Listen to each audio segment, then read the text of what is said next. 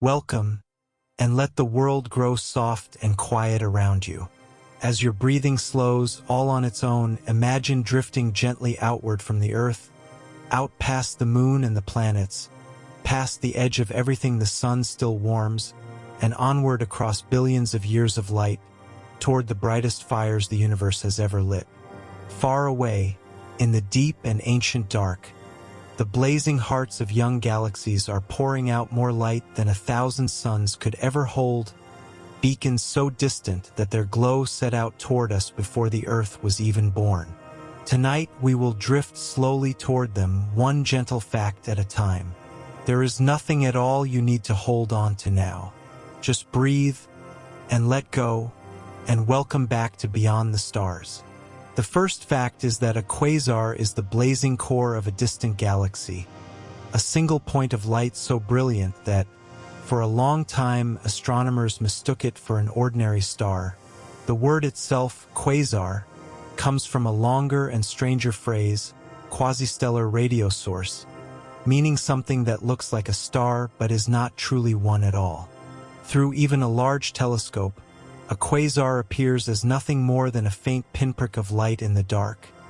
And yet that tiny point may be pouring out more energy than an entire galaxy of hundreds of billions of stars, from a heart no larger than our own small solar system. The second fact is that quasars are among the most luminous objects in the entire universe, shining with a steady, ferocious brilliance that has no equal among the ordinary stars and galaxies. A single quasar can outshine all the stars of its host galaxy combined, sometimes by 100 or even 1,000 times over. If one were placed where our nearest bright stars sit in the evening sky, it would blaze so fiercely that it might cast shadows upon the ground and drown out the moon, and yet every quasar we know lies so unimaginably far away that, to our eyes, even the brightest is only the faintest whisper of light. It is a strange and humbling thought that the mightiest fires the universe has ever kindled should reach us so softly, so gently, that we need our finest instruments even to notice them at all. Their overwhelming power dissolved almost to nothing by the sheer, quiet immensity of the distance between. The third fact is that the name quasar was born of a genuine puzzle. For the very first ones were found not by their light, but by the radio waves they poured out into space. In the great radio surveys of the 1950s and 60s, astronomers kept finding powerful sources of radio energy that seemed, when they looked, to come from what appeared to be faint blue stars. A star that shouted in radio waves made no sense at all, and so they called these strange objects quasi-stellar radio sources, star-like things that were clearly something far stranger and far more powerful than any ordinary star. The fourth fact is that a quasar is not a star, nor a single object in the ordinary sense, but the brilliant active center of a whole galaxy, lit from within by a feeding black hole. Around that hidden heart swirls a vast, glowing disk of superheated gas, and it is this disk, and not any star, that pours out the tremendous light.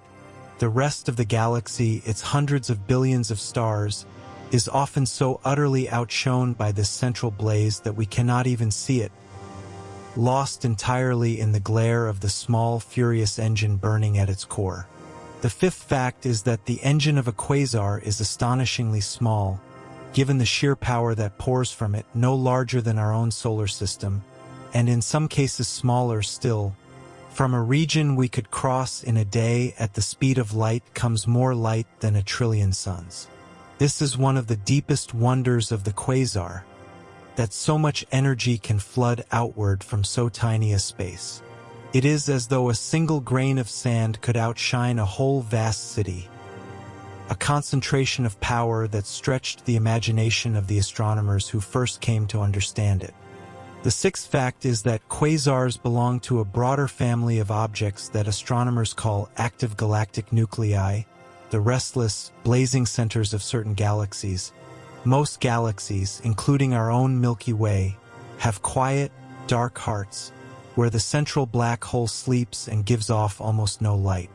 But in an active galaxy, that heart is awake and feeding, glowing with tremendous energy. A quasar is simply the most extreme and brilliant kind of active nucleus, the very brightest, most furious version of a fire that burns more gently in many galaxies across the universe. The seventh fact is that the light of a quasar does not come from nuclear fusion, as the light of an ordinary star does, but from gravity itself, turned into radiance. As gas spirals down toward the central black hole, it is squeezed and heated to unimaginable temperatures, and it glows fiercely before it vanishes. In this way, a quasar is a kind of engine that converts the raw energy of falling matter directly into light, one of the most efficient sources of energy known anywhere in nature, far more so than the gentle burning of the stars. The eighth fact is that quasars are so compact and so brilliant that, from across the universe, they look exactly like single points of light, indistinguishable at a glance from the stars of our own galaxy nearby. It was this very star-like appearance that fooled the first astronomers to see them and gave them their curious name. Only by studying their light in detail could anyone tell that these were not stars at all, but the blazing cores of galaxies billions of light-years away. Tiny points that hid, within their faint glow, some of the greatest energies in all of creation.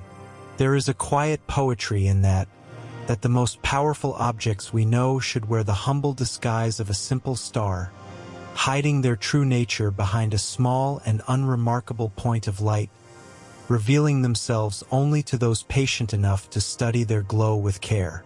The ninth fact is that the very first quasars were noticed as puzzles, faint blue points of light sitting exactly where powerful radio sources lay, though no one could yet say what they truly were. For a time in the early 1960s, they were simply mysteries, unexplained objects that did not fit any known category. Astronomers debated what they might be, drawn to them by the strange combination of a star-like face and a torrent of radio energy. Small riddles in the night sky, waiting quietly for someone to unlock the secret of just how far away and how powerful they really were. The 10th fact is that a quasar shines steadily, night after night and year after year, for as long as its central black hole keeps feeding, which may be for many millions of years at a time. This makes it very different from a supernova or other sudden flash, which blazes once and then fades. A quasar is a long, sustained brilliance, a fire kept burning by a steady supply of fuel falling inward, a beacon that may pour out its light across cosmic ages, far longer than the whole history of humankind, before its fuel at last runs low and the great fire quiets. The 11th fact is that quasars can flicker and vary in their brightness over surprisingly short spans of time, sometimes changing noticeably in just days or weeks. This gentle variation carries a hidden clue, for an object cannot change its brightness all at once unless it is small enough for light to cross it quickly. From these flickers, astronomers realized that the light-producing region of a quasar must be tiny indeed, no larger than our solar system. A remarkable deduction, that something so bright must also be so small, drawn simply from the way its light softly rises and falls. The 12th fact is that although they were first found by their radio waves, most quasars, as it turned out, are actually rather quiet in radio, pouring out the bulk of their energy as visible light and other kinds of radiation instead. The loud radio quasars, the ones first discovered, are in fact a minority. But the name, born in those early radio surveys, has stayed with the whole family ever since. And so we still call them quasars, quasi-stellar radio sources, even those that whisper rather than shout in radio waves. A small fossil of history carried in a name. The 13th fact is that the light of a quasar spreads across nearly the whole spectrum, from radio waves through visible light to ultraviolet, and on into X-rays and beyond. It is not the light of a single temperature, like a star, but the blended glow of gas at many different temperatures, all swirling together near the black hole. This is why quasars are studied not with one kind of telescope, but with many, each catching a different color of their enormous outpouring. A full and brilliant rainbow of energy, from the gentlest radio hum to the fiercest X-ray glare. The 14th fact is that quasars are, in a sense, the brightest steadily shining objects we have ever found in the universe, outshining even the most luminous individual stars by factors of many millions. A single quasar can pour out the light of 1 trillion suns, or more, without pause.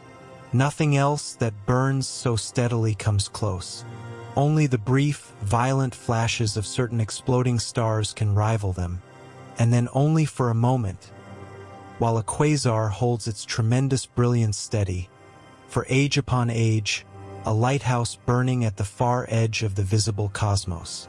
And like a lighthouse, a quasar does not merely shine, but marks a place, a far and lonely shore of space and time that we could never otherwise find. A steady flame in the deep dark, guiding our gaze toward the most distant reaches of all. The 15th fact is that because they are so brilliant, quasars can be seen across almost the entire observable universe, farther than any ordinary galaxy or star. They are among the most distant single objects we have ever detected, their light having traveled for billions of years to reach us. In this way, they serve as beacons at the very frontier of what we can see, marking out the deep and ancient reaches of space. Tiny points of light that let us peer back across nearly the whole long history of the cosmos, almost to its very beginning. The 16th fact is that every quasar sits at the heart of a galaxy, though that galaxy is often hidden from us by the sheer glare of the quasar itself. With great care, and with telescopes above the blurring air, astronomers can sometimes tease out the faint smudge of the host galaxy surrounding the brilliant point. These images show the quasar nestled at the very center, exactly where a galaxy's supermassive black hole should lie, confirming that a quasar is not a lonely object adrift in space, but the blazing nucleus of a galaxy, wrapped around its feeding heart. The 17th fact is that the word quasar has become one of the most evocative in all of astronomy, conjuring images of unimaginable power and distance, of fires lit at the dawn of the universe. It entered the language in the mid-1960s and quickly captured the public imagination, a strange and beautiful name for a strange and beautiful thing. Even now, more than half a century later, it retains a certain mystery. A single word for the brightest beacons in creation, burning quietly in the deep dark, so far away that their light is older than our world. The 18th fact is that a quasar represents a particular phase in the life of a galaxy, a time when its central black hole is actively and hungrily feeding, rather than a separate kind of object entirely. Many galaxies, perhaps most, may have passed through such a blazing phase at some point in their long histories.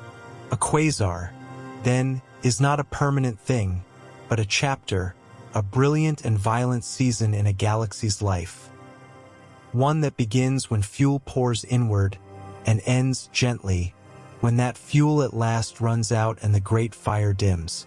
The 19th fact is that quasars were far more common in the distant past than they are today, so that when we look far out into space, and thus far back in time, we see many more of them than exist nearby now. The universe went through a great age of quasars billions of years ago, when galaxies were young and their central black holes had rich supplies of gas to feed upon. That era has largely passed. The quasars we see are mostly echoes of a younger, more violent cosmos, ancient fires, glimpsed as they were long ago. The 20th fact is that, for all their staggering power, quasars are gentle to contemplate from our safe and distant vantage. Mere points of light so far away that their fury reaches us as the softest of glows. There is something soothing in the thought of these immense and ancient beacons, burning steadily across the void, utterly indifferent to our small concerns. They ask nothing of us but our wonder. And tonight, as we drift slowly among them, we may let their quiet, faraway light settle over us like a blanket, calm and distant and deeply at peace. For all that they are engines of unimaginable violence, from where we lie they are only soft and silent stars, asking nothing, threatening nothing, simply glowing in the dark. A gentle company of ancient lights, keeping their quiet watch over the sleeping universe. The 21st fact is that the story of how we came to understand quasars begins with a single object, known by the plain catalog name 3C273, the 273rd entry in the third Cambridge Catalogue of Radio Sources. In the early 1960s, this was one of many mysterious radio sources scattered across the sky. It seemed to coincide with a faint, star-like point of light. No one yet knew what it was, but 3C273 would soon become the key that unlocked the whole mystery. The first quasar ever truly understood, and still one of the brightest and most studied of them all. The 22nd fact is that in order to pin down exactly where 3C273 lay in the sky, astronomers used a beautiful trick of timing, watching as the distant moon passed directly in front of the radio source. By noting the precise instance when the radio signal blinked out and then returned, as the moon's edge crossed over it, they could fix its position with great accuracy. This gentle occultation, the moon quietly eclipsing a far more distant thing, revealed at last just where to point the great optical telescopes. And there, waiting, was a faint blue star-like point, holding a secret. The 23rd fact is that in 1963, a Dutch-born astronomer named Maarten Schmidt sat studying the strange spectrum of light from 3C273, trying to make sense of a pattern of bright lines that fit no known element. For a long while, the spectrum seemed nonsensical, unlike anything expected from a star. Then, in a quiet moment of insight, Schmidt realized what he was seeing. The familiar fingerprint of hydrogen was there after all, but shifted far, far toward the red end of the spectrum, stretched by an amount so large that it meant the object was almost unimaginably distant. In that single quiet realization, the whole picture shifted, and a faint blue smudge on a photographic plate became a beacon at the far edge of the cosmos. One of those rare moments in science when a single mind, in a single afternoon, sees the universe suddenly grow far larger than anyone had known. The 24th fact is that the great shift Schmidt saw in the light of 3C273 is what astronomers call a redshift, a stretching of light waves toward the red, which happens when an object is racing away from us. The larger the redshift, the greater the distance in an expanding universe. And the redshift of 3C273 was enormous, far larger than anything expected for a nearby star. It meant the object lay not within our galaxy at all, but billions of light-years away. And if it was that far and still visible, it had to be almost inconceivably bright. The 25th fact is that Schmidt's realization, in that single afternoon, transformed our picture of the universe. For it revealed that these star-like radio sources were in truth the most distant and luminous objects ever seen. If 3C273 lay billions of light-years away, then to appear as bright as it did, it had to be pouring out the light of hundreds of galaxies from a tiny point. It was a staggering conclusion. In one stroke, a faint blue dot became a beacon of almost incomprehensible power, and a whole new class of cosmic object was born. The 26th fact is that 3C273 lies at a distance of roughly 2.5 billion light-years from the Earth, so that the light we see from it tonight set out on its journey some 2.5 billion years ago. At that time, life on our own world consisted of nothing more than simple single cells adrift in ancient seas. The light has been traveling ever since, across the widening dark, to arrive at last in our telescopes, a message from an age before there were plants or animals or anyone at all to gaze upward and wonder. When we look at 3C 273 tonight, we are not seeing it as it is, but as it was in that unimaginably distant age, its light a patient traveler that set out across the void long before our world had learned to hold anything that could look back, arriving, at last, in the fullness of 2.5 billion years. The 27th fact is that the word quasar itself was coined in 1964 by the astrophysicist Hongyi Chiu as a simple shorthand for the unwieldy phrase quasi-stellar radio source. It was a neat and memorable contraction, and it caught on at once, spreading quickly through the community of astronomers and out into the wider world. From that moment, these strange objects had a name of their own, short and striking: quasar, a word that has never lost its air of mystery, for things that remain, even now, among the most extraordinary in all the heavens. The 28th fact is that 3C 273 was not, in fact, the very first quasar to have its picture taken, for another, called 3C48, had been photographed and puzzled over a few years earlier, though its true nature was not yet grasped. 3C48 was a faint blue object with an equally baffling spectrum, and for a time it deepened the mystery rather than solving it. Only after Schmidt cracked the code of 3C 273 could astronomers look back and understand 3C48 as well. Another distant quasar, its strange light finally making sense in the new and startling picture. The 29th fact is that the discovery of quasars caused a quiet revolution in astronomy, for it forced scientists to accept that the universe contained objects of a power they had never imagined possible. Nothing in the physics of ordinary stars could explain such brilliance from so small a space. New ideas were needed, and over the following years astronomers slowly built them, arriving at last at the notion of a giant black hole feeding at a galaxy's heart.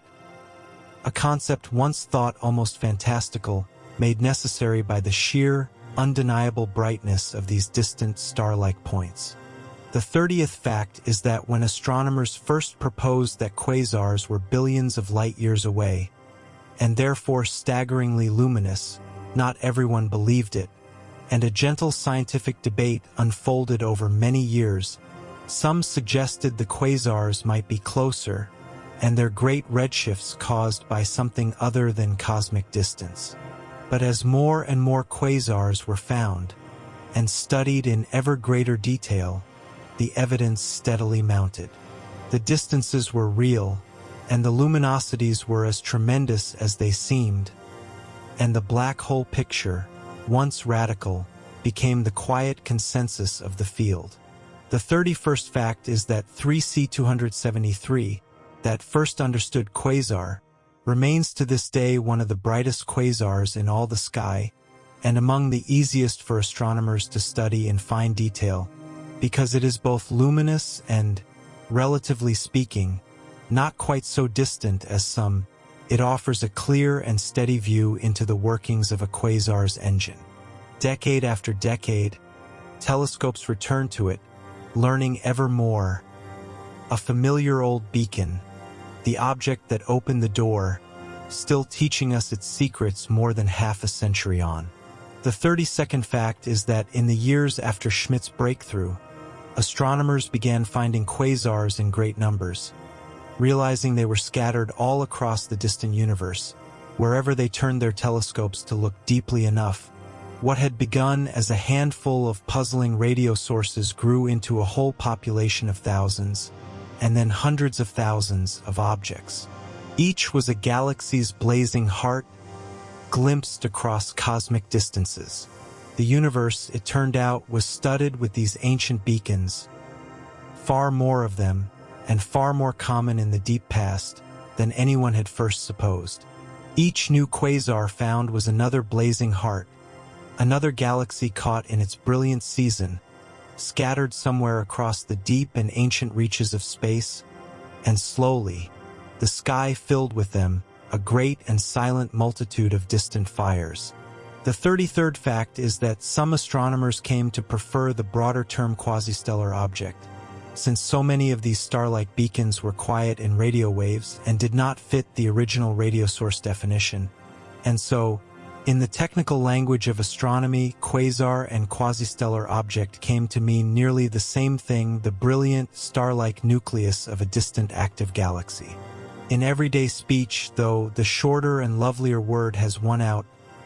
Quasar, the name most people know, for the brightest beacons in the deep and ancient dark. The 34th fact is that Maarten Schmidt's face appeared on the cover of a major magazine in 1966. So great was the excitement his discovery had stirred. A rare honor for a working astronomer. For a time, quasars were among the most talked about objects in all of science, their staggering distances and energies capturing the imagination of the public as well as the specialists. The mystery of what could power them drew some of the finest minds of the age, and slowly, out of that ferment of ideas, the modern understanding of quasars was patiently built. The 35th fact is that the redshift of a quasar is measured with exquisite care, by spreading its light into a spectrum and noting exactly how far the familiar lines of hydrogen and other elements have shifted toward the red. From that shift, astronomers can read off both how fast the quasar appears to recede and how far away it lies.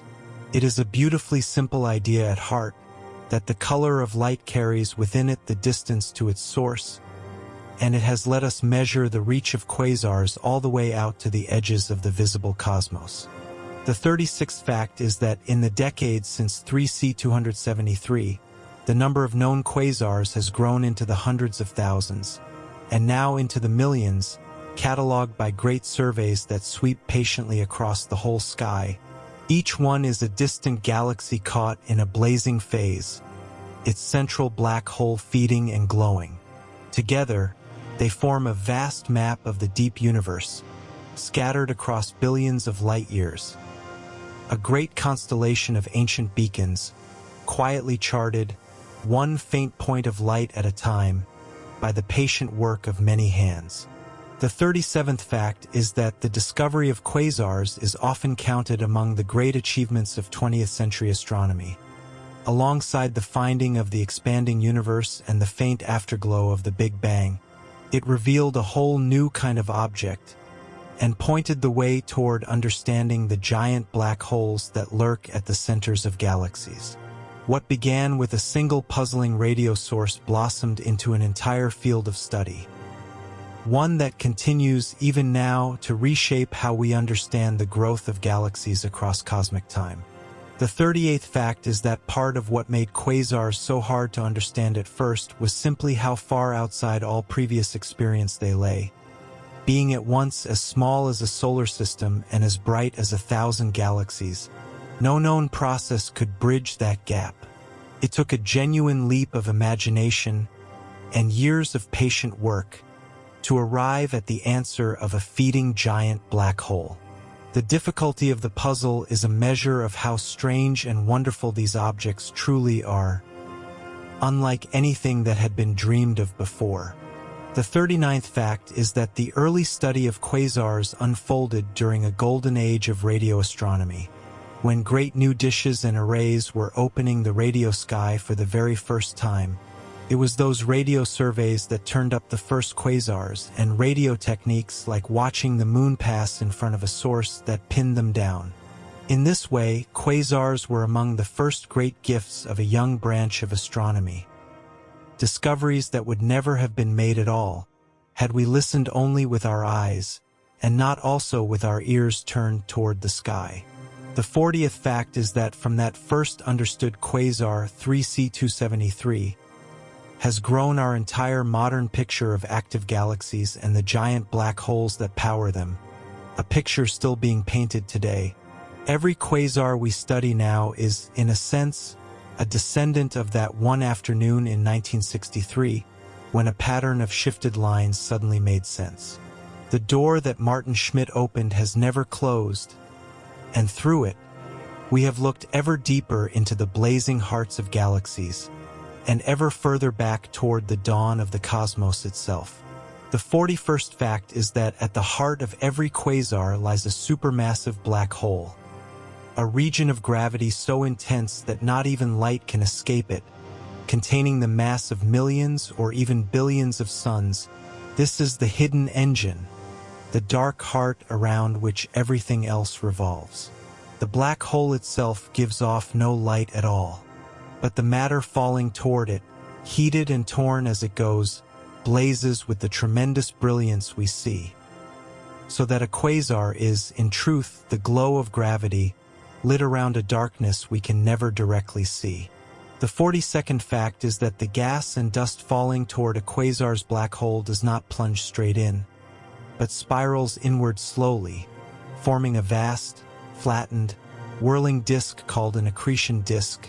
Like water circling a drain, the matter orbits round and round, drifting gradually closer to the center. As it spirals, it rubs against itself, and this friction heats it to staggering temperatures. It is this glowing disk, and not the black hole itself, that pours out most of a quasar's light, a great luminous whirlpool of superheated gas, burning brilliantly as it drains slowly into the dark. The disk may span a region far larger than our whole planetary system, and yet, seen from across the universe, it shrinks to a single unresolved point, all its vast and swirling structure gathered, for us, into one faint and steady glimmer of light.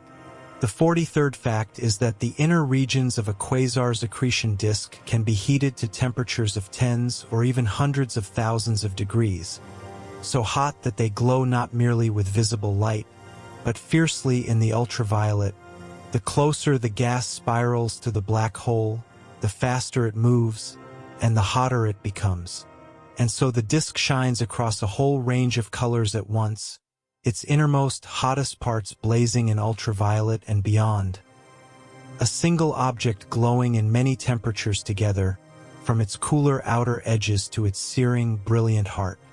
The 44th fact is that a quasar is one of the most efficient engines for producing energy known anywhere in nature, wringing far more light out of its fuel than the nuclear fires of the stars ever could. When gas falls toward a black hole, a large fraction of its very mass can be turned into radiant energy before it disappears. Where a star converts only a tiny sliver of its fuel to light through fusion, a black hole's disk can release many times more, making the feeding of a black hole the most powerful sustained source of energy in the cosmos. The 45th fact is that the power of a quasar comes, in the end, from gravity, the same gentle force that holds you to your bed tonight, but concentrated to an almost unimaginable degree near the black hole. As matter falls inward through that fierce gravity, it gathers tremendous energy of motion, and much of that energy is released as light and heat as the gas crowds and collides on its way down. In this sense, a quasar is gravity made visible, the raw pull of a giant black hole, turned into the brightest fire in all of creation. The 46th fact is that the black hole at a quasar's heart is bounded by a surface called the event horizon, the point of no return, beyond which nothing at all can escape, not even light itself.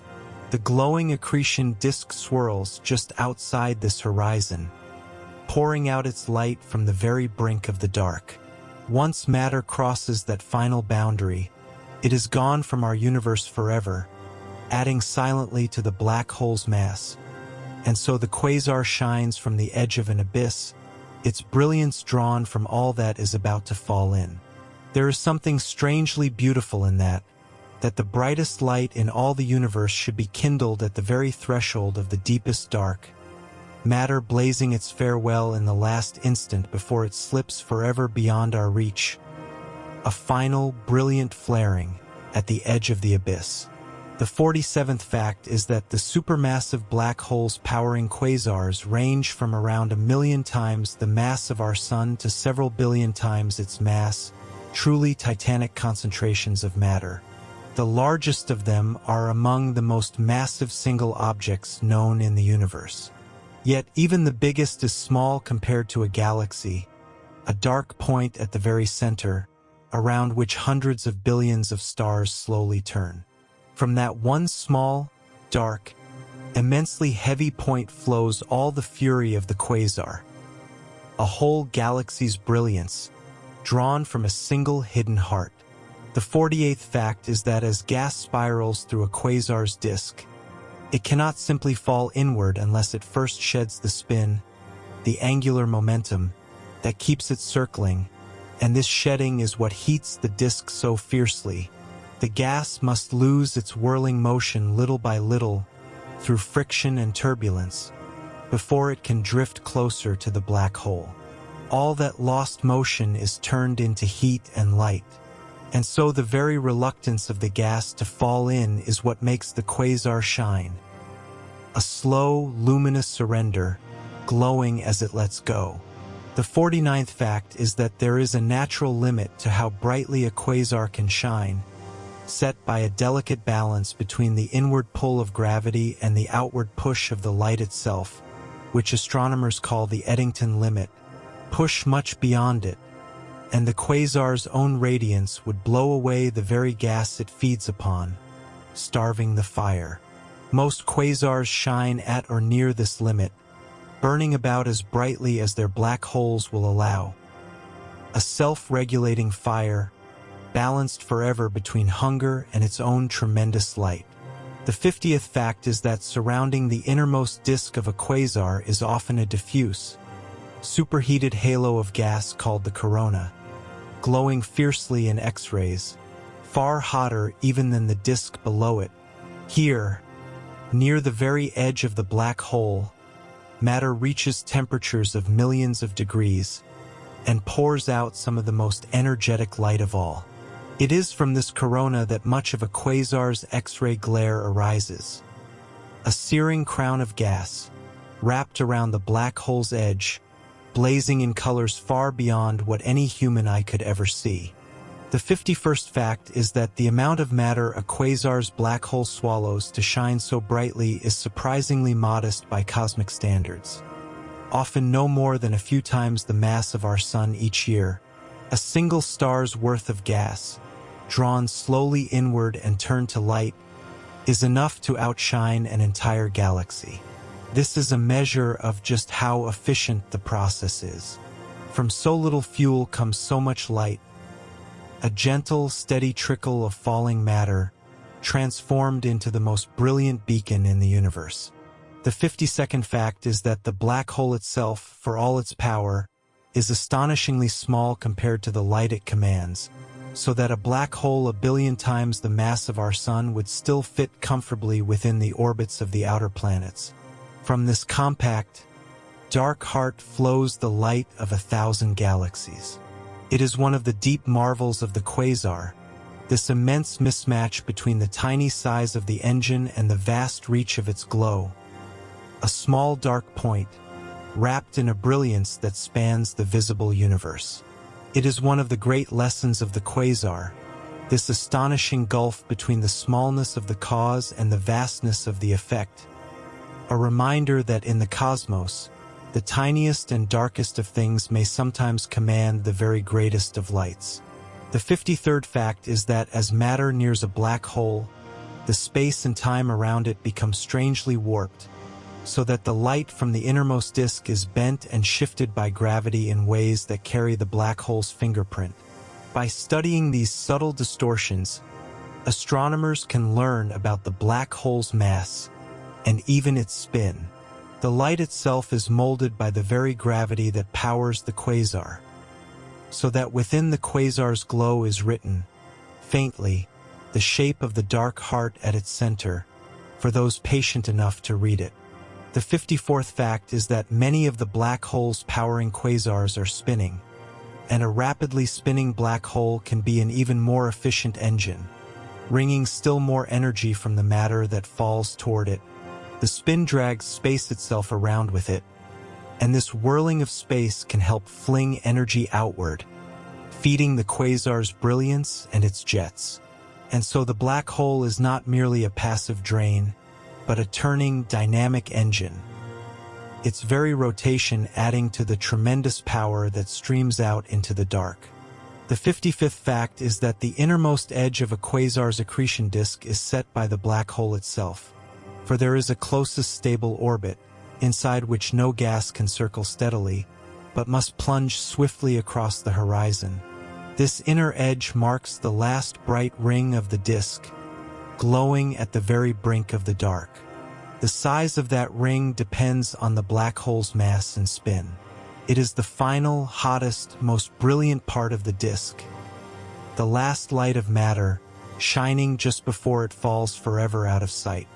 The 56th fact is that the whole glowing structure of a quasar, disk and corona and all, is so compact that light itself takes only hours or days to cross it, which is why quasars can flicker so quickly in their brightness.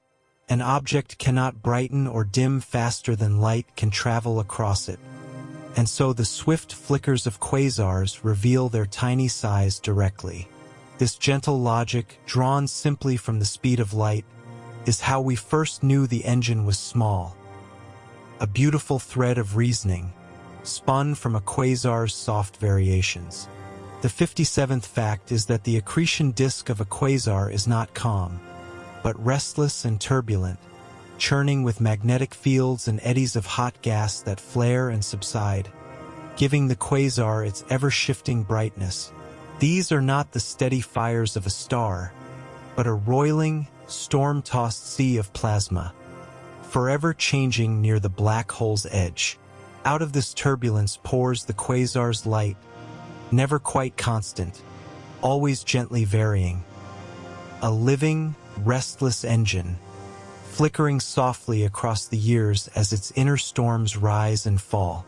The 58th fact is that the idea that quasars are powered by giant black holes was, at first, a bold and even startling proposal, for black holes themselves were still half-theoretical, barely accepted objects in the 1960s. It was the sheer, undeniable power of quasars that helped convince astronomers that such black holes must be real and must lie at the hearts of galaxies. In this way, quasars were among the first strong evidence that black holes truly exist, their brilliance pointing, unmistakably, toward the dark and hungry hearts that drive them.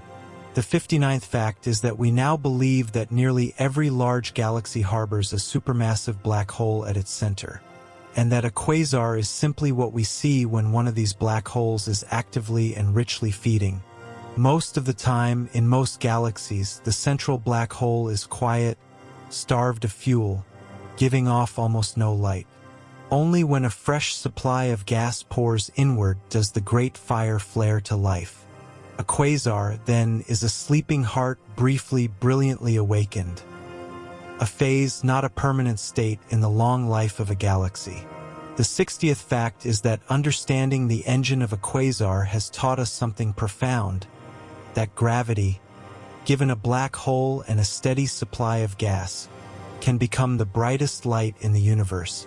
It is a strange and beautiful truth that the same force which draws matter down into darkness can also, in the falling, kindle the most brilliant of all fires. In the quasar, darkness and light are bound together inseparably. The dark heart and the blazing disk, each impossible without the other, burning quietly at the center of a distant galaxy. The 61st fact is that a single quasar can outshine the entire galaxy that surrounds it, all its hundreds of billions of stars, by a factor of 100, and sometimes as much as 1,000 times over. Imagine a whole galaxy of stars, and then a single point at its center burning brighter than all of them combined. That is a quasar. The galaxy becomes almost invisible, lost in the glare of its own blazing heart. A lantern so bright that it drowns out the whole vast room in which it hangs. The 62nd fact is that the most luminous quasars pour out the light of many trillions of suns, an outpouring so vast it is difficult for the mind to truly hold. If you tried to count the suns whose combined light a great quasar equals, you would be counting for a very long time indeed. And all of it streams from a region no larger than our solar system.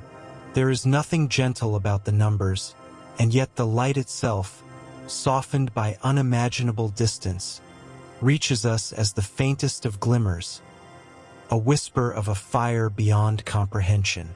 We speak these numbers, 1 trillion suns, 100 trillion, and yet the mind cannot truly hold them, cannot picture what such a torrent of light would mean. And perhaps that is just as well, for it is enough tonight simply to know that they are out there, blazing quietly in the deep dark. The 63rd fact is that if the quasar 3C273 were moved to the distance of the bright stars we see on a clear night, only a few dozen light-years away, it would blaze in our sky more brilliantly than the sun itself. It would flood the day with light and banish the night entirely, a second sun far fiercer than our own. That such a thing lies 2.5 billion light-years away, and still shines clearly in our telescopes, is the truest measure of its power.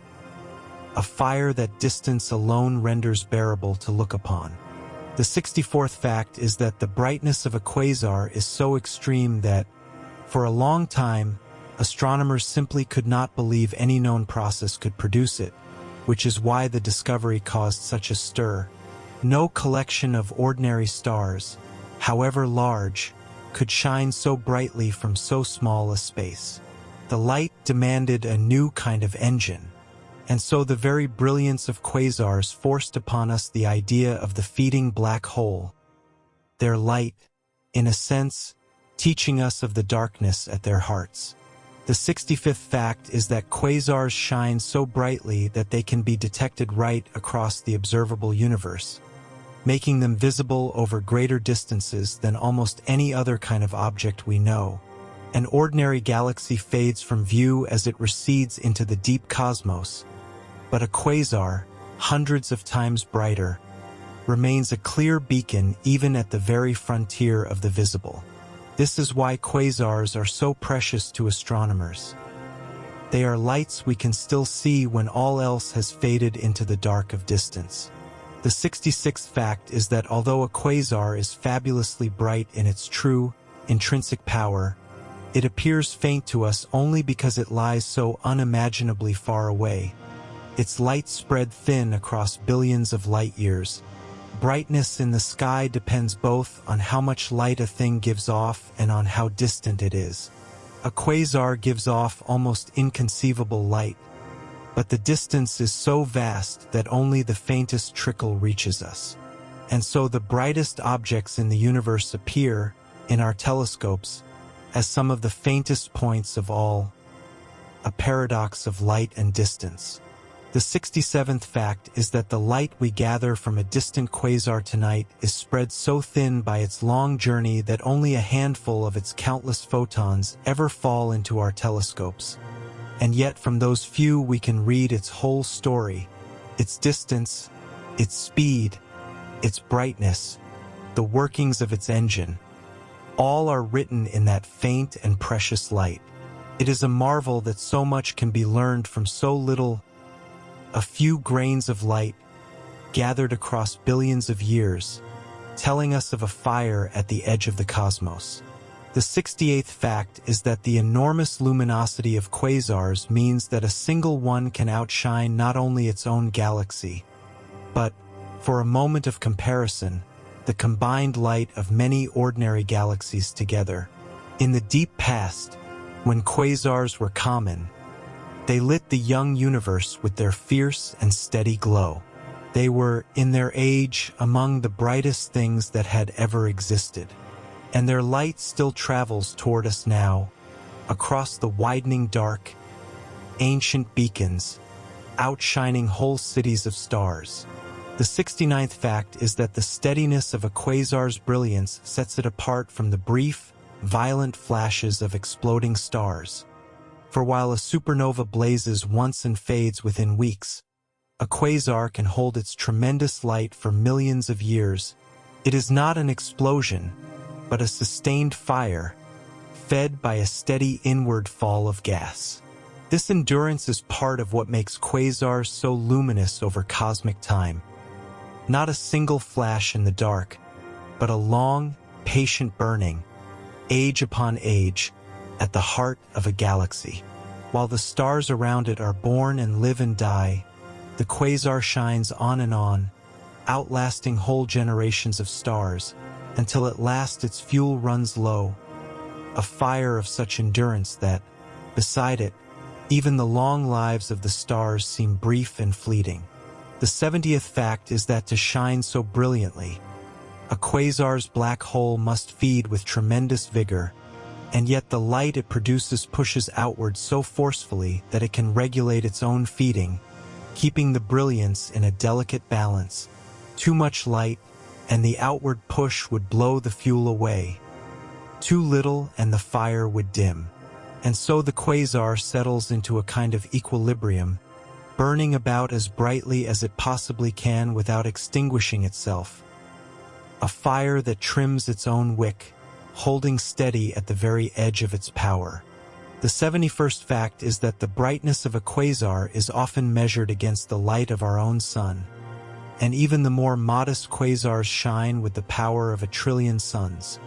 While the brightest blaze with hundreds of trillions, these are numbers beyond ordinary meaning, and yet they describe real objects scattered across the deep universe.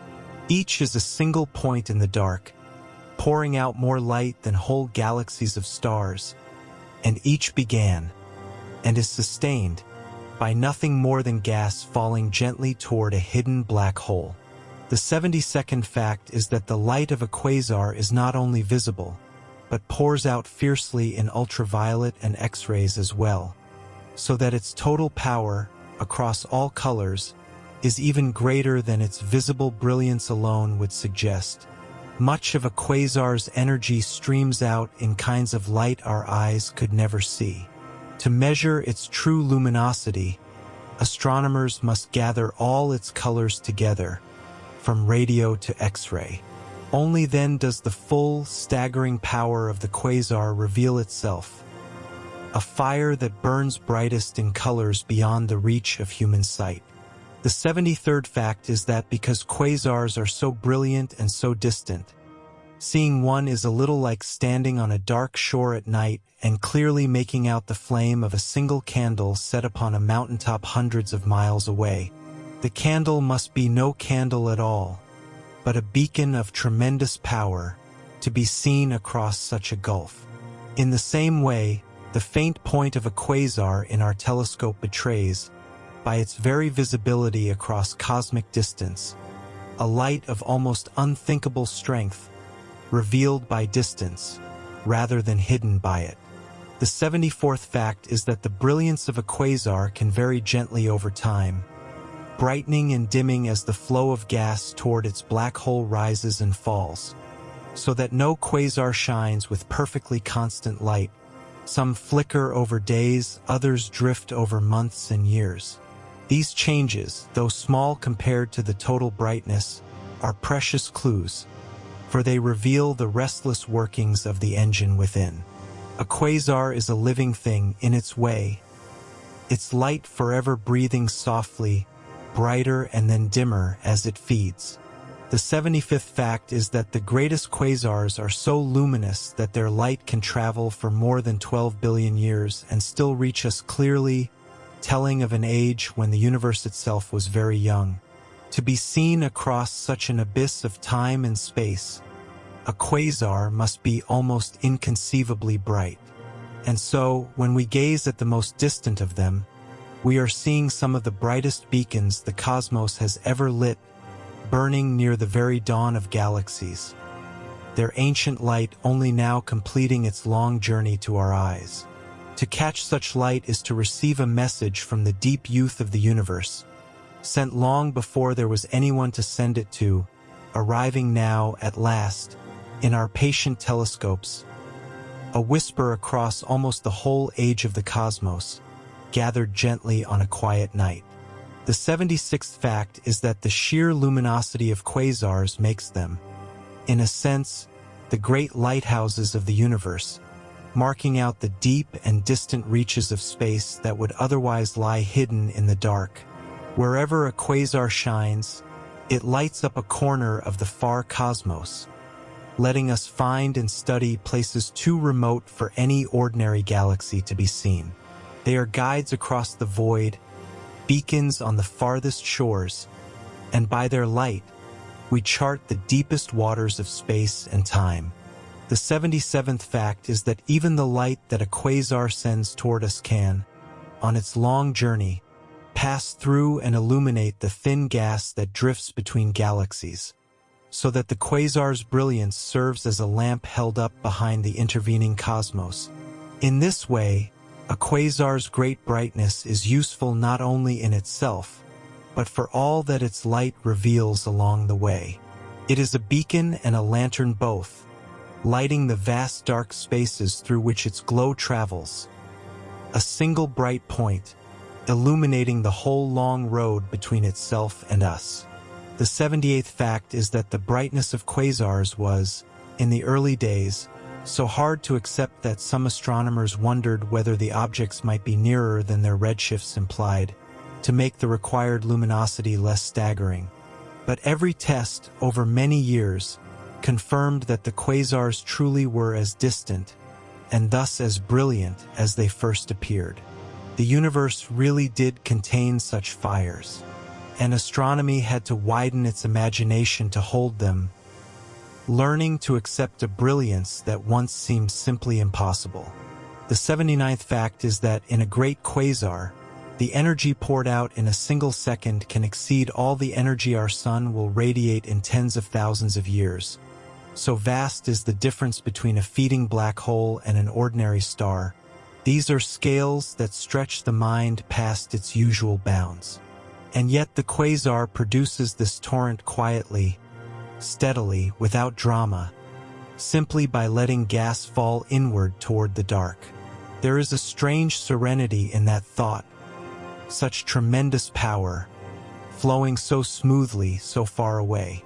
The 80th fact is that for all their overwhelming power, quasars remain, to our distant eyes, gentle points of light, their fury tamed entirely by the immensity of the space between us, reaching us only as the softest of glimmers.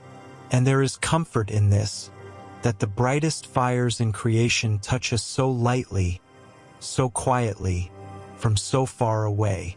We may contemplate them in perfect safety and peace.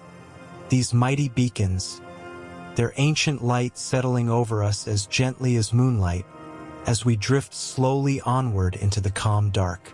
The 81st fact is that quasars are among the most distant single objects we have ever seen, their light having crossed billions of years of space and time to reach us, so that to look at a quasar is to look deep into the past. The farther away a thing lies, the longer its light has taken to arrive, and so the older the view we receive. When we study a distant quasar, we see it not as it is now, but as it was billions of years ago. A window opening onto the young universe, held gently in a faint point of light. The 82nd fact is that the distance to a quasar is red from its redshift, the amount by which the expansion of the universe has stretched its light toward the red on its long journey to us. As space itself expands, it carries the light within it along, stretching its waves and shifting its color. The greater the distance the light has traveled, the more it has been stretched. And so the redshift of a quasar is, in effect, a measure of how far its light has come, and how long ago it set out, distance and time written in color. The 83rd fact is that the redshift of a quasar is not caused by the quasar rushing through space away from us, but by the gentle expansion of space itself, carrying distant things ever farther apart. It is a subtle but important distinction. The quasar is not fleeing. Rather, the vast space between us is quietly growing, stretching the light as it crosses. This cosmological redshift is one of the deepest clues we have to the nature of the universe. A soft reddening of ancient light, telling us that all of space is slowly, ceaselessly expanding. The 84th fact is that when astronomers speak of look-back time, they mean the span of years the light from an object has spent traveling to reach us, and for the most distant quasars this look-back time can exceed 13 billion years. To see such a quasar is to see the universe as it was when it was only a small fraction of its present age. The light is a genuine messenger from the deep past, unchanged across all those eons, carrying to us tonight a picture of the cosmos in its youth, long before the sun or the earth had formed. When we study such a quasar, we are, in the truest sense, looking backward through time, watching the young universe as it actually was, in an age we could reach in no other way. Its ancient light a living window opening onto a world long vanished. The 85th fact is that because quasars are so bright, they can be seen at greater distances, and thus earlier times, than almost any other object, making them precious windows onto the young universe. Where ordinary galaxies fade from view, quasars still shine clearly. And so, when astronomers wish to study the cosmos as it was in its first billion years, they often turn to quasars, the brightest beacons of the early universe, lighting up an age we could otherwise never hope to glimpse, their glow reaching across almost the whole of cosmic history. The 86th fact is that the light from the most distant known quasars left them when the universe was less than a billion years old, a small fraction of its present age of nearly 14 billion years. In that early time, the first galaxies were still forming, and yet already, at their hearts, giant black holes were feeding and blazing as quasars. How such enormous black holes grew so quickly, so soon after the beginning, is one of the great puzzles of astronomy, a mystery lit by the very light of the distant quasars themselves. The 87th fact is that a quasar's redshift is often written as a single number, and the larger that number, the more distant the quasar and the further back in time we see it, so that a redshift of 6 or 7 marks the deep, early cosmos. The nearest quasars have small redshifts, less than 1. The most distant have redshifts above 7. Each number is a rung on a ladder reaching back toward the beginning, and by climbing it, astronomers travel, in a sense, across the whole long history of the universe. The 88th fact is that as light from a very distant quasar is stretched by cosmic expansion, its visible glow can be shifted so far toward the red that it arrives at us as infrared light, invisible to the eye, to find the most distant quasars. Then, astronomers must look not in ordinary light, but in the infrared, where the redshifted glow of the early universe now lies. The colors we were born to see are, for these objects, shifted entirely beyond us, their ancient light reddened past the edge of human vision by the sheer scale of their distance. The 89th fact is that the study of distant quasars lets us watch the universe change over cosmic time, for by comparing near quasars with far ones, we compare the cosmos as it is now with the cosmos as it was long ago. The far quasars show us a younger, more crowded, more active universe. The near ones, a quieter, older cosmos. Laid side by side, they trace the slow evolution of galaxies and their black holes. A great unfolding story, read across billions of years, in the light of these scattered beacons. The 90th fact is that a quasar so distant that we see it as it was in the first billion years of the universe is showing us a time when the cosmos was still emerging from its early darkness, its first stars and galaxies only beginning to shine. These earliest quasars are among the very first bright objects to have lit the young universe. Their light pierces back almost to the cosmic dawn, and in studying them, we come as close as we can to witnessing the awakening of light in the infant cosmos. The 91st fact is that the expansion of the universe not only reddens a quasar's light, but also stretches out time itself as we observe it, so that the flickering of a very distant quasar appears to us slowed, drawn out by the same cosmic stretching. A change that took a day at the quasar may take longer to unfold in our view. This gentle slowing of distant time is a real and measurable effect. One more way in which the expanding universe writes its signature upon the light of these faraway fires. The 92nd fact is that the most distant quasars are so far away that their light has been traveling for longer than the Earth has existed, longer than the Sun, longer than almost anything in our familiar world, When that light first set out, there was no solar system at all, only the young and formless universe. It has crossed an abyss of time that dwarfs the whole history of life on our world, and it arrives tonight, gently, in our telescopes, an ancient traveler from an age before all beginnings we know. It humbles the mind to think of it, this light older than the ground and the seas and the stars of our sky, crossing the emptiness for longer than our world has existed, only to end its immense journey, quietly, in the mirror of a telescope, a traveler from before all our stories began. The 93rd fact is that quasars have helped astronomers measure the very geometry and expansion of the universe. For their great distances and precise redshifts mark out the scale of the cosmos across billions of light years. They serve as distant milestones, points whose light lets us gauge how space has grown over time. In this way, the humble faint dots of quasars become tools for measuring the whole universe. Beacons not only bright, but useful, their light a ruler laid across the deep reaches of space and time.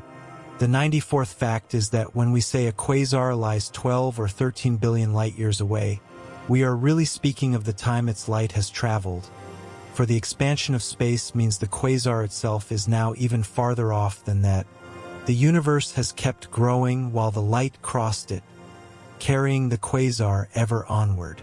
And so these objects are, in truth, more distant even than their travel time suggests. Their present remoteness almost beyond meaning. So vast has space become since their light first began its journey toward us.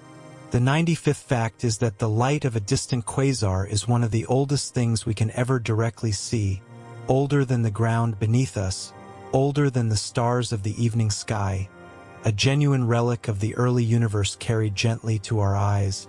To gaze upon it is to hold, for a moment, a piece of deep cosmic time. There is something humbling and something soothing in that thought, that the faint glimmer in the telescope has drifted across almost the whole age of the universe, only to arrive quietly now. There is a deep and gentle stillness in that meeting, the most ancient of lights and the waiting, watching eye, joined for a single instant after billions of years apart. A quiet reunion across almost the whole span of cosmic time. The 96th fact is that because they can be seen so far across the cosmos, quasars help us map the large-scale structure of the universe, the great web of galaxies and empty voids that stretches through all of space. Each quasar marks a point in that vast web, a distant node lit up for us to find. By charting many of them, astronomers trace the scaffolding of the cosmos across billions of light-years. A great, faint architecture of light and darkness, revealed one distant beacon at a time. The 97th fact is that the redshifts of quasars gave some of the earliest strong confirmations that the universe is expanding uniformly, in the same gentle way, even at the greatest distances we can probe. Their light, stretched in exact proportion to their remoteness, fit the picture of a cosmos growing steadily larger. In this, quasars helped confirm one of the grandest ideas in all of science, that the whole universe everywhere is quietly and endlessly expanding, carrying its distant lights ever farther apart. The 98th fact is that to find the most distant quasars of all, astronomers search patiently through vast surveys of the sky, looking for faint red points that might be beacons from the edge of time. It is painstaking work, sifting through countless ordinary stars and galaxies to find the rare, ancient jewel. Each new record holder pushes our view a little deeper into the past, a little closer to the first billion years when the universe was young and its first great fires were only beginning to blaze. The 99th fact is that the light from a distant quasar, having traveled for billions of years, arrives entirely unaware of us, having set out long before there was anyone to receive it, or a world for them to stand upon. And yet here it is, gathered at last. Its long journey ended in our quiet telescopes. There is a gentle wonder in that meeting across time, the ancient light and the waiting eye, a message sent into the dark with no receiver in mind, arriving, all the same, in the fullness of the ages. The 100th fact is that in studying the distances and redshifts of quasars, we come to feel very deeply the vast and gentle scale of the universe in both space and time, a scale against which all our hurries and worries grow small and soft. These beacons drift so far away, their light so ancient, that they quiet the mind simply to consider. And tonight, as we rest among them, we may let that vastness hold us gently. A calm and boundless sea of space and time, in which we float at peace for a while. There is a rare kind of rest in feeling how small we are against such distances, and how brief against such ages, for beside the great slow drift of the cosmos, the cares of a single day grow soft and light, and gently loosen their hold, dissolving quietly into the vastness, like a breath released into the dark. The 101st fact is that many quasars fire out enormous jets of plasma from the region around their black holes, narrow beams of matter flung across space at very nearly the speed of light itself. These jets stream outward from near the poles of the whirling disk, tightly focused, racing into the dark. They are among the most powerful and dramatic structures in all the universe. From the tiny engine at a quasar's heart, they can reach out across distances far greater than the whole width of a galaxy.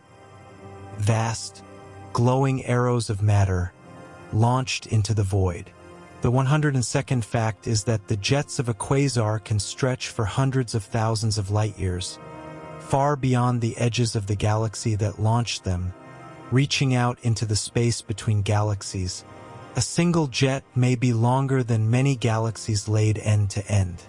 These are some of the largest continuous structures known, and yet they spring from a region no bigger than our solar system. From the smallest of engines, the very greatest of arms reach outward, spanning distances that dwarf the galaxies from which they came. To imagine such a jet is to picture a thread of glowing plasma so long that light itself, the swiftest thing there is, would take hundreds of thousands of years merely to travel from its root to its distant, fading tip. A single luminous arm, reaching farther than the mind can easily follow. The 103rd fact is that the plasma in a quasar's jet moves so close to the speed of light that strange effects of relativity come into play, bending and brightening the light in ways that reveal just how fast the matter is truly racing. At such speeds, the jet's glow is beamed forward, concentrated in its direction of motion. By studying this, astronomers can measure velocities approaching the ultimate cosmic speed limit. The jets are among the fastest large-scale flows of matter we know, rivers of plasma, streaming out at almost the very speed of light.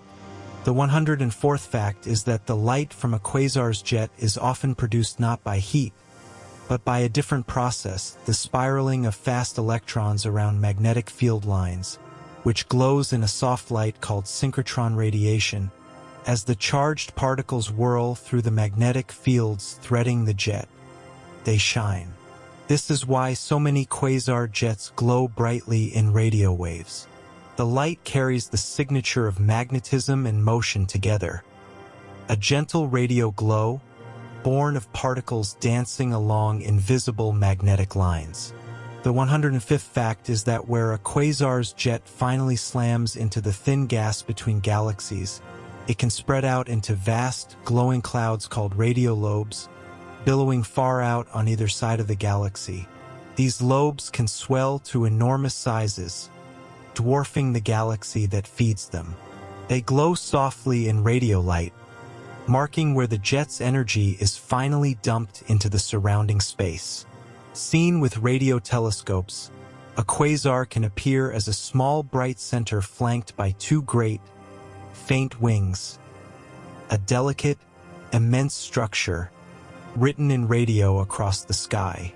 The 106th fact is that a great example of these structures is the object called Cygnus A, one of the brightest radio sources in the sky, where twin jets stream from a galaxy's heart out to a pair of glowing lobes far on either side. Though not a classic quasar, it is a close cousin, an active galaxy driven by the same kind of feeding black hole. Its beautiful symmetrical form, a bright core and two vast wings, became a model for understanding how such jets and lobes arise. A portrait, written in radio light, of a black hole's tremendous reach. Studying such objects, astronomers learned to read the shape of the jets and lobes like a map, tracing the flow of energy from the hidden central engine all the way out to the glowing clouds at its ends. A great, invisible machine, revealed only in the soft light of the radio sky. The 107th fact is that the jets of a quasar are thought to be launched by the tightly wound magnetic fields near the spinning black hole, which fling matter outward along the axis of rotation like a cosmic whirligig. The spin of the black hole and its disk twists the magnetic field into a tight helix, and this coiled field channels and accelerates the plasma. In this way, the jets are powered by rotation and magnetism together, spun out from near the black hole's edge, along the very axis about which it turns. The 108th fact is that the jets emerge in two opposite directions, one from each face of the whirling disk, so that a quasar with jets sends its beams outward in a pair, back to back, into opposite reaches of space. Together they trace a single long line, piercing through and beyond the galaxy on both sides. This twin, symmetric form is a hallmark of the jets, a sign of the spinning engine at their root. Two great arms, reaching outward in perfect opposition. A balanced, mirrored structure, born of a single turning heart. The 109th fact is that because a quasar's jet is aimed so precisely and moves so fast, if one happens to point nearly straight at the Earth, its beamed light can appear vastly brighter to us than it truly is, a dazzling trick of relativity. Such a jet, seen almost head-on, floods our telescopes with its concentrated glow. This is the secret behind a special kind of quasar, one whose jet is aimed our way, its light amplified and focused by its near-luminal rush directly toward us. The 110th fact is that where a jet strikes the surrounding gas, it can form a brilliant knot of light called a hotspot, marking the very tip of the jet's advance into intergalactic space.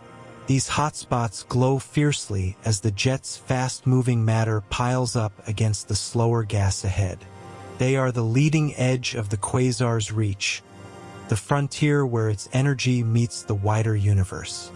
From these bright points, the great radio lobes then billow backward, marking in light just how far the quasar's arm has reached. The 111th fact is that the jets of quasars carry not only matter, but tremendous energy, and as they plow into the gas around their galaxies, they can heat and stir it, shaping the growth of the galaxy itself. In this way, a quasar's jets reach back to influence their own home, warming the gas and slowing the birth of new stars. The black hole, through its jets, becomes a kind of gardener of its galaxy, its distant, powerful arms gently governing the world from which they sprang. The 112th fact is that some quasar jets, when watched over years, appear to contain knots of plasma that seem to move faster than light itself, an illusion born of their racing so nearly at light speed almost toward us.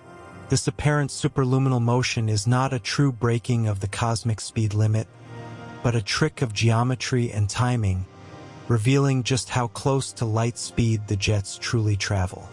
It is one of the most striking effects seen in quasars, a gentle illusion, betraying the astonishing swiftness of the plasma within. The 113th fact is that the great radio lobes fed by quasar jets can persist for many millions of years, glowing softly long after they were first inflated, slowly fading into the dark like the embers of a great fire. Even should the central jet switch off, the lobes may linger, drifting and cooling in the space between galaxies. They are among the longest-lived structures a quasar leaves behind, vast, gentle clouds of glowing plasma, marking where a black hole's arms once reached, long after the reaching has ceased. In this way, even a quasar that has fallen silent may leave behind these vast, glowing monuments, drifting and slowly fading in the dark, a memory of the fire that once inflated them, great soft clouds, marking a violence long since passed into stillness. The 114th fact is that the plasma within a quasar's jet is threaded through with magnetic fields, and it is the interplay of these fields with the fast-moving charged particles that gives the jets their glow and holds them in their narrow, focused shape. Without the magnetism, the jets would spread and fade.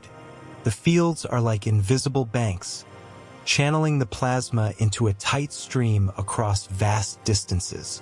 In this way, magnetism is as much a part of the jet as the matter itself, an unseen scaffolding guiding the flow across the dark. The 115th fact is that studying quasar jets requires special telescopes, and some of the sharpest views come from linking many radio dishes across the whole Earth into a single vast instrument, able to see the finest detail. By combining the signals from antennas thousands of miles apart, astronomers create, in effect, a telescope as wide as the planet. With it, they can trace a quasar's jet almost to the very edge of the black hole that launches it, peering with exquisite sharpness into the roots of these tremendous cosmic beams. The 116th fact is that not all quasars produce strong jets, and astronomers divide them broadly into those that are radio-loud with powerful jets and lobes, and those that are radio-quiet whose jets are weak or absent. The radio-loud quasars, though a minority, are among the most dramatic with their vast glowing arms. Why some black holes launch mighty jets while others do not remains an open question, perhaps tied to how fast the black hole spins. A quiet puzzle, still gently turning in the minds of those who study them. The 117th fact is that the energy carried outward by a great quasar jet, over its lifetime, can exceed the total energy of countless exploding stars, making these jets among the most powerful phenomena in the entire cosmos.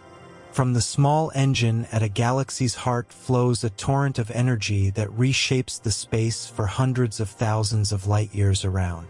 It is a humbling scale of power, quietly at work in the deep universe, vast beyond easy imagining, and yet flowing smoothly, steadily, across the ages.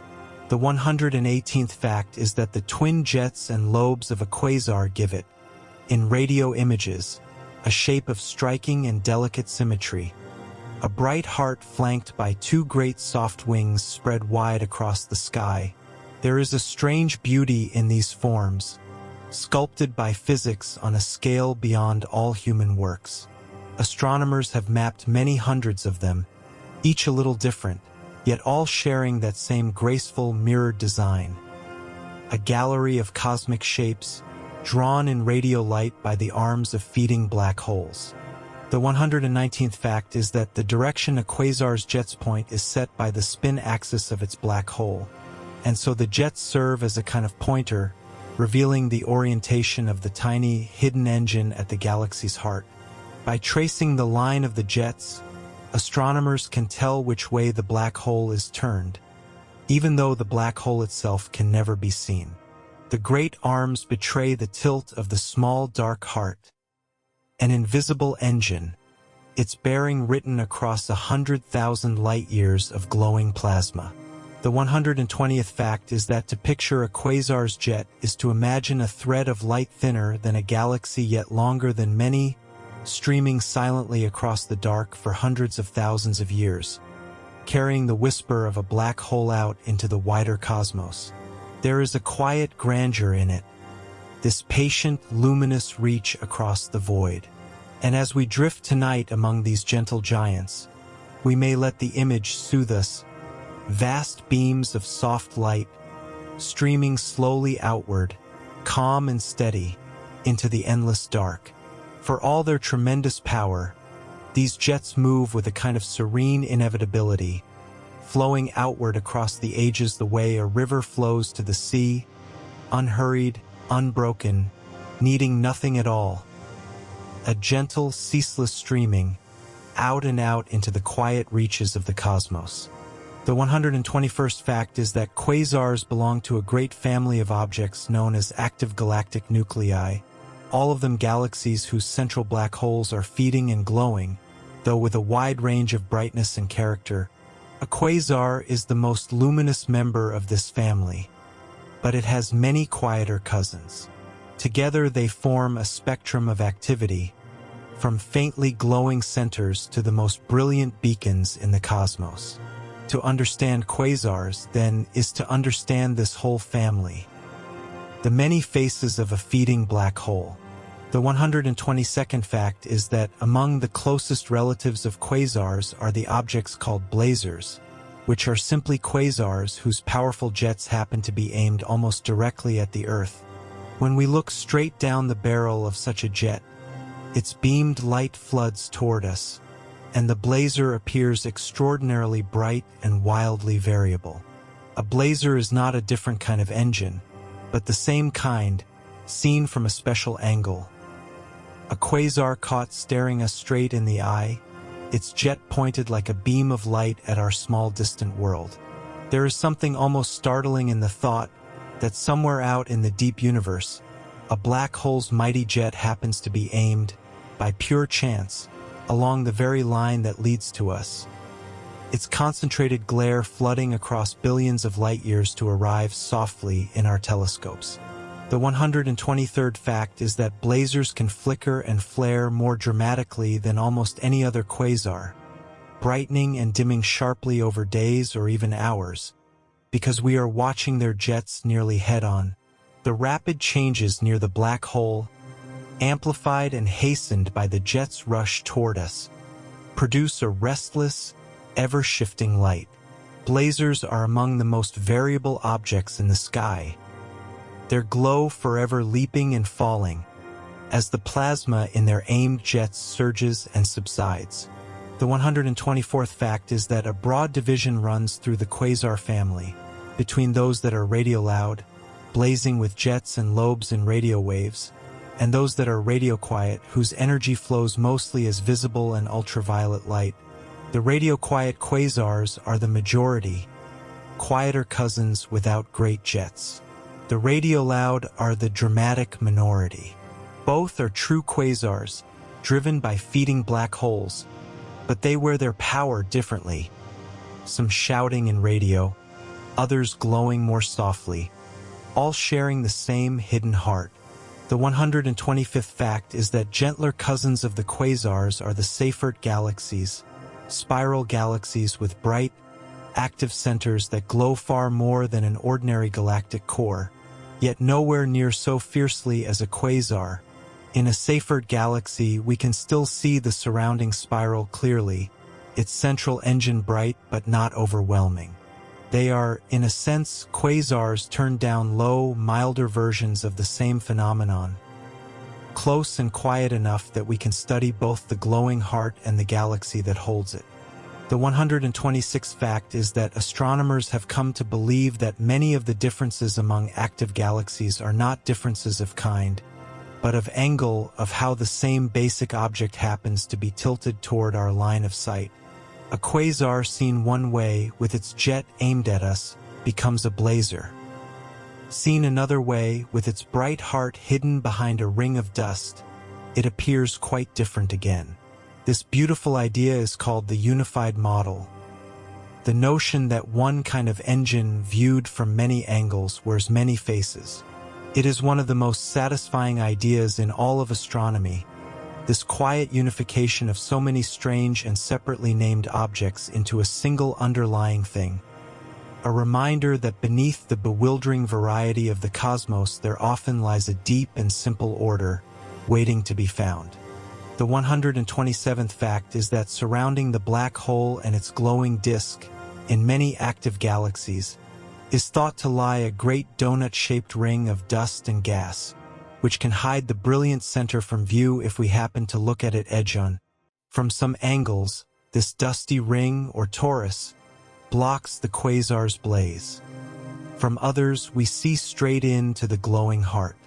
And so the same object can look utterly different depending on how its dusty ring is turned toward us, revealed or veiled, by a simple matter of orientation. The 128th fact is that when the bright heart of an active galaxy is hidden behind its ring of dust, astronomers speak of a Type II object, seeing only the softer, reflected, or surrounding light, rather than the full blaze of the central engine. When instead we look straight in at the naked, brilliant core, we call it a Type I. These two types may be, at heart, the very same object, differing only in how their dusty rings are tilted. One face turned toward us, the other turned away. The 129th fact is that another member of the family bears the curious name Biel Lacerti, after the object that first defined its type.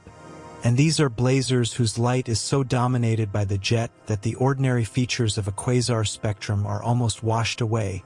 They are, in a sense, the purest view down a jet, with the beamed glow so strong that little else can be seen.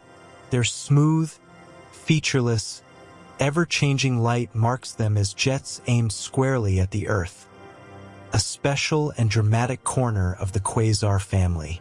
The 130th fact is that the mildest members of the active family shade gently into ordinary galaxies, so that there is no sharp line between an active galaxy and a quiet one, only a smooth range from the faintest flicker of a central black hole to the full blaze of a quasar.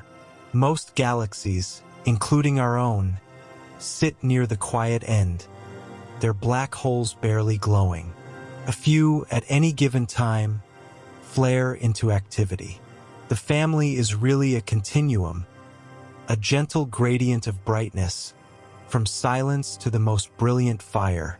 The 131st fact is that what unites the whole family, from the faintest Seyfert to the most dazzling quasar, is a single common engine, a supermassive black hole drawing and surrounding gas and turning its fall into light. The differences among them come down to how much gas is falling, how the black hole is oriented, and whether it launches jets. But the heart of the matter is always the same. To understand one is, in large part, to understand them all. A single kind of engine wearing a great variety of guises across the cosmos. And so, in learning to see past the many masks, astronomers came to recognize the same essential creature everywhere, from the faintest active heart to the most dazzling beacon. A single hidden engine, endlessly varied in appearance, yet one in its deepest nature. The 132nd fact is that the term active galactic nucleus, though less lovely than quasar, is the broad scientific name for all these glowing galactic hearts. And a quasar is simply the most luminous kind of active nucleus there is. The phrase reminds us that these objects are, at root, the nuclei, the centers of galaxies lit from within. When astronomers speak of active galactic nuclei, they mean this whole family. And the quasar sits at its brilliant summit, the brightest active heart of all. The 133rd fact is that because a quasar can be dressed up or down by its angle and its dusty surroundings, a single object might have been given several different names over the years before astronomers realized they were all describing the same underlying thing. The history of the field is full of such names, blazars and Seyferts and radio galaxies and more, slowly drawn together under one unifying picture. It is a story of many puzzles, gradually seen to be one puzzle, many faces at last recognized as a single face. The 134th fact is that the radio galaxies, great elliptical galaxies with vast jets and lobes but often without a brilliant visible quasar at the center, are thought to be quasars seen edge-on, their central blaze hidden by the dusty ring while their mighty jets stream out to the sides. In them we see the arms of the engine, but not its brilliant heart. They are another face of the quasar family. The jets laid bare, the core veiled, a feeding black hole glimpsed from the side. The 135th fact is that the whole idea of the unified model is a beautiful example of how science simplifies, taking a bewildering zoo of differently named objects and revealing them to be, in large part, one thing seen from many sides. It does not explain every difference, and the picture is still being refined, but at its heart lies a satisfying unity. The many strange creatures of the active galaxy zoo turn out to share a single nature: a giant black hole, feeding, viewed from every possible angle. The 136th fact is that the brightness of an active nucleus depends heavily on how richly its black hole is feeding, so that a galaxy might shine as a full quasar for a time, then fade to a quieter Seyfert, and later dim almost to darkness, all as its supply of gas rises and falls. In this way, a single galaxy may move through the family over cosmic time, wearing different masks in different ages. The activity is a phase, not a fixed identity. A fire that flares and gentles as its fuel comes and goes. The 137th fact is that some active galaxies have been caught, over just a few years, changing their very character, brightening or fading so much that they seem to shift from one type to another before our eyes. A phenomenon that astonishes those who watch them. These changing look objects show that the family's faces are not fixed, but can transform on human timescales as the feeding of the black hole shifts.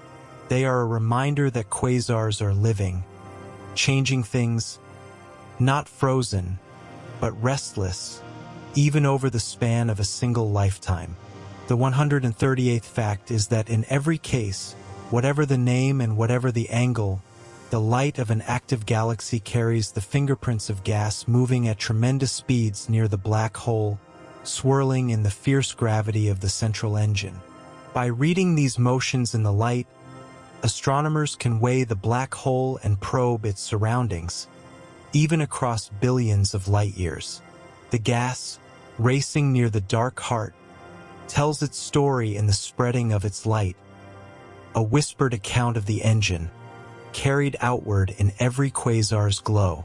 The 139th fact is that understanding the quasar family has taught us that the giant black holes at galactic centers are not rare monsters, but common residents, sleeping quietly in most galaxies and flaring into brilliance only when fed.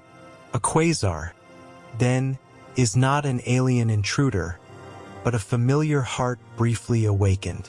This gentle realization has reshaped how we see galaxies, our own included, each with a dark, massive heart, most of them dozing, a few here and there ablaze. The 140th fact is that to survey the whole family of quasars and their kin is to see a single, simple truth expressed in a great richness of forms, that a feeding black hole, viewed from every angle and in every mood, lights the cosmos in 100 different ways, from the mild glow of a Seyfert to the dazzling beam of a blazar. All are one thing, gently varied. And there is a quiet beauty in that unity. A single hidden heart, wearing the many faces of the active universe. The 141st fact is that the most luminous quasar yet known bears the catalog name J0529-4351. A beacon so bright that it pours out something like 500 trillion times the light of our sun, the most dazzling single object ever found. It was recognized only recently, in the year 2024, having hidden in plain sight among the countless points of the sky. Its brilliance is almost beyond comprehension. From one small engine flows the light of 500 trillion suns, the brightest fire we have ever discovered in all the universe. The 142nd fact is that the black hole powering J0529-4351 is thought to be devouring an astonishing amount of matter, perhaps the equivalent of a whole sun swallowed every single day, feeding a disk of unimaginable size and brightness.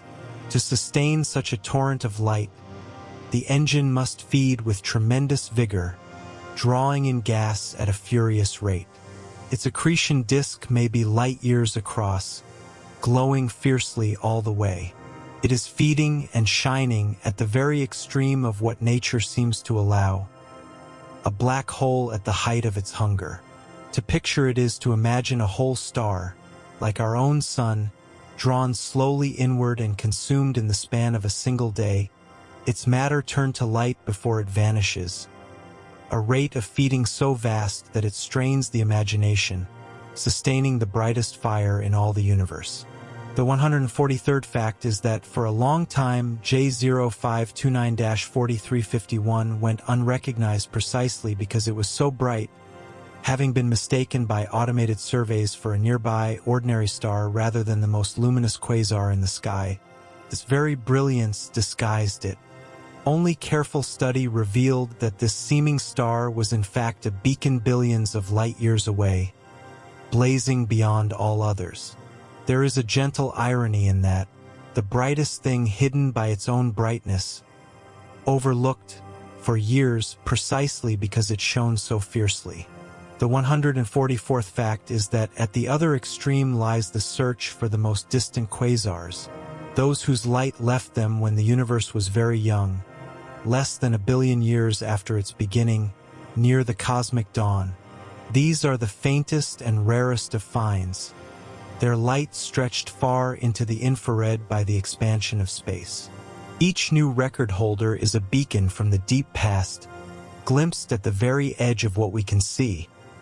A fire lit near the dawn of galaxies, its ancient glow only now reaching our telescopes. The 145th fact is that among the most distant quasars known is one catalogued as J0313-1806. Whose light set out when the universe was only about 670 million years old, a small fraction of its present age. At its heart lies a black hole already more than 1 billion times the mass of our sun, grown to titanic size when the cosmos was still in its infancy. How such a giant could form so early is a genuine puzzle. A dark heart of impossible size, blazing near the very dawn of time. The 146th fact is that the existence of huge black holes in the earliest quasars poses one of the deepest questions in astronomy, for there seems hardly to have been enough time, so soon after the beginning, for them to grow so large by ordinary feeding alone. Some think they began from massive seeds, perhaps the collapse of great clouds of gas, rather than from single stars. Others imagine periods of especially furious growth. The mystery remains unsolved, a quiet riddle, written in the light of the most distant quasars. How nature contrived to build such giants so soon after the beginning is a question that draws astronomers ever deeper into the early universe, chasing fainter and more distant beacons in search of the answer. A mystery that grows only more intriguing the further back we manage to see. The 147th fact is that another famously distant quasar, known by the name Ullas J1342, shone when the universe was only about 5% of its current age, its light having traveled for more than 13 billion years to reach us. To see it is to peer almost to the era when the first stars and galaxies were lighting up the cosmic dark. Its faint red glow is among the oldest light we can gather, a messenger from the very threshold of the universe's emergence into light. The 148th fact is that the most distant quasars are so faint, their light so stretched and so far traveled, that finding them takes the very largest telescopes and the most patient searching, sifting through millions of ordinary points of light. For every ancient quasar found, countless nearer stars and galaxies must first be set aside. Each discovery is a small triumph of persistence, and each one extends just a little further our view back toward the beginning. One rare, red, ancient jewel at a time drawn from the vast field of the sky. The 149th fact is that the brightest and the most distant quasars mark, in a sense, the two great frontiers of quasar study, the frontier of power and the frontier of time, and both are being pushed steadily outward as our telescopes improve. With each passing year, we find quasars a little brighter, or a little more distant, than before. The extremes recede as we reach toward them. And in chasing them, we learn ever more about the growth of black holes across cosmic history. Two horizons, forever inviting us onward. The 150th fact is that even the brightest quasar, for all its 500 trillion suns of light, appears to us as nothing more than a faint point in the sky. So vast is the distance that separates us, so gently does its fury reach across the void. There is something wonderful in that contrast, the almost inconceivable power, and the soft, small glimmer it becomes by the time it arrives. The greatest fires in creation, tamed entirely by distance, reduced to quiet points of light, hanging peacefully in the dark. The 151st fact is that the black holes at the hearts of the most extreme quasars are among the most massive single objects known in the entire universe, some reaching tens of billions of times the mass of our Sun. These are titans beyond easy imagining, dark and immensely heavy, yet still small enough to fit within a planetary system. From such colossal hearts flow the greatest quasar lights of all. They sit at the very upper edge of what black holes seem able to become, the heaviest engines in the cosmos. The 152nd fact is that to feed the brightest quasars requires a rich and steady supply of gas pouring toward the black hole, and such abundance was far more common in the young universe than it is today, which is why the most powerful quasars lie mostly in the distant past. In those early ages, galaxies were gas-rich and often colliding, funneling fuel to their central black holes. That fuel is now largely spent, and so the greatest fires burned long ago, their light only now completing its journey to us across the deep dark. And so, when we admire the greatest quasars, we are admiring the fires of a vanished age, an era of abundance and collision long since past, glimpsed only in the ancient light that still travels toward us, a golden youth of the cosmos, preserved forever in the slow crossing of its glow. The 153rd fact is that the discovery of ever brighter and ever more distant quasars is a story still being written, with new record holders announced every few years as surveys sweep deeper across the sky.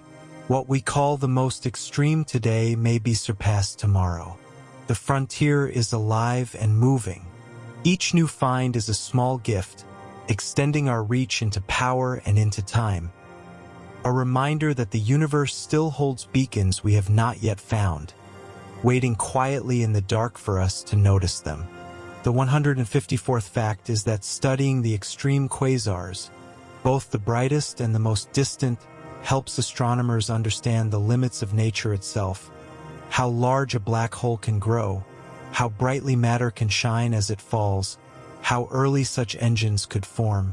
These objects test the edges of what is possible, and in doing so, they teach us the rules that govern the cosmos. The extremes are not mere curiosities.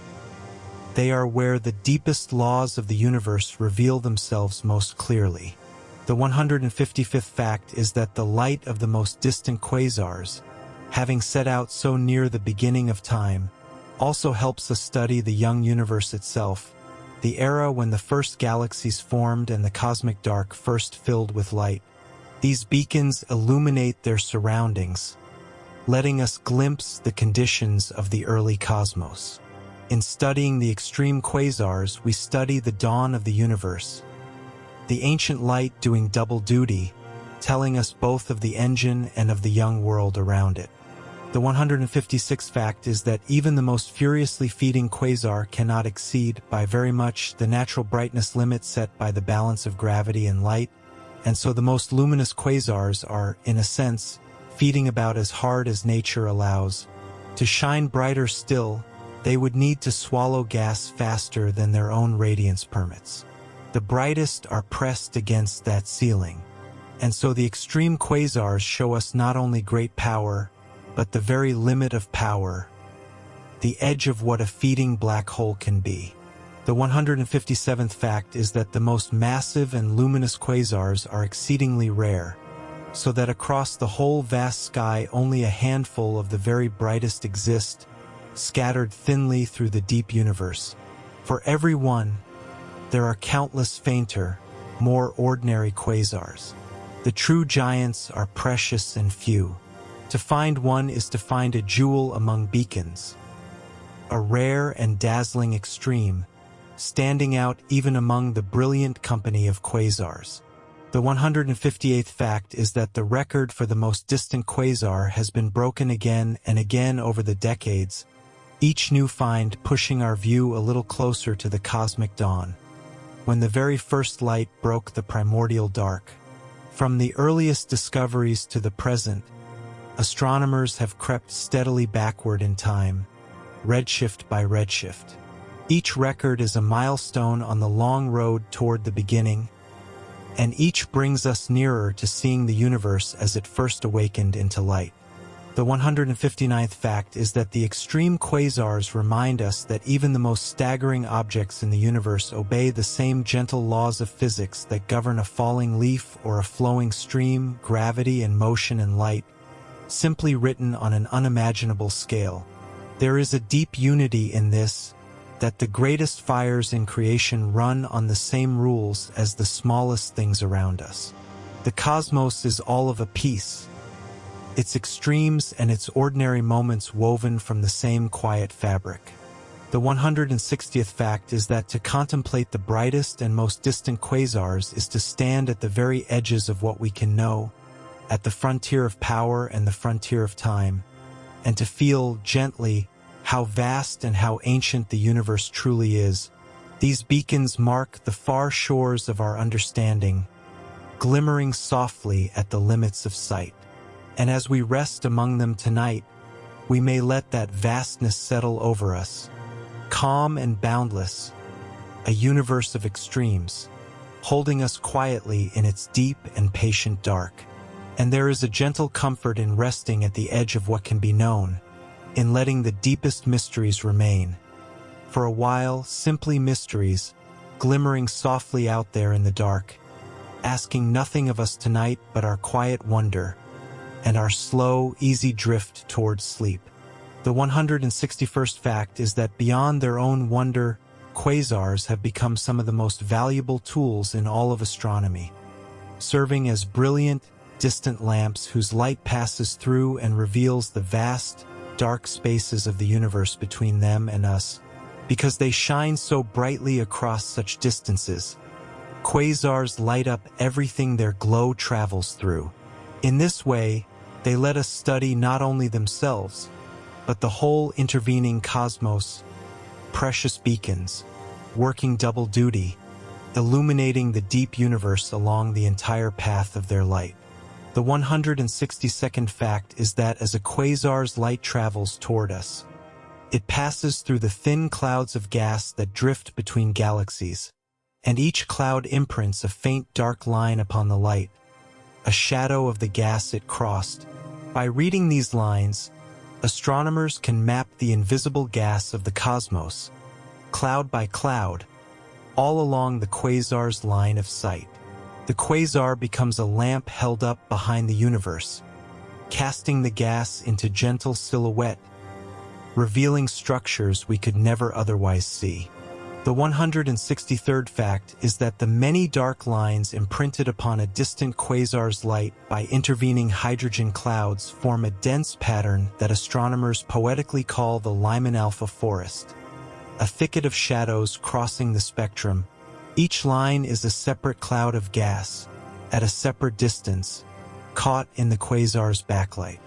Together they map the gentle web of matter strung across billions of light-years. It is a forest of shadows, grown in the light of a single distant beacon, a hidden landscape, revealed by the quasar's glow.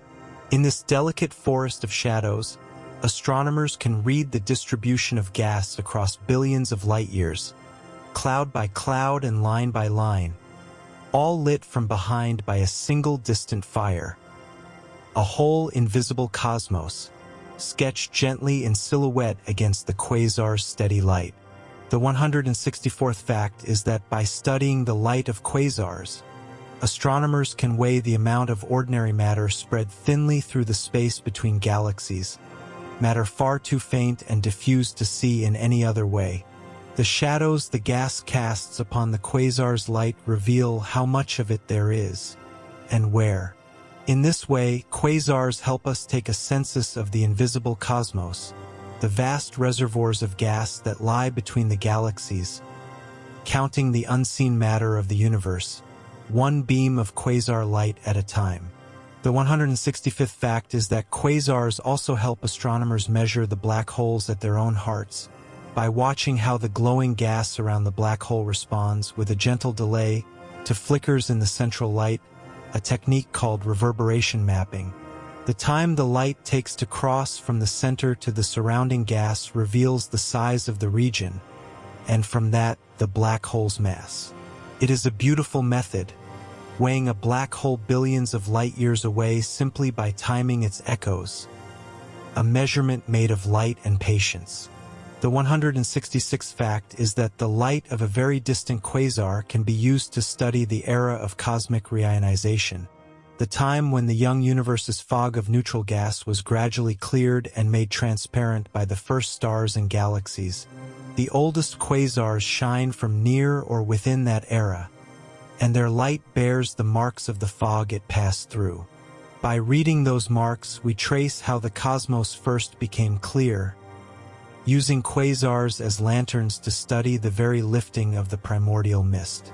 The 167th fact is that when a quasar's light happens to pass close by a massive galaxy on its way to us, the galaxy's gravity can bend and focus that light, sometimes splitting the single quasar into two or more images in our sky, a phenomenon called gravitational lensing.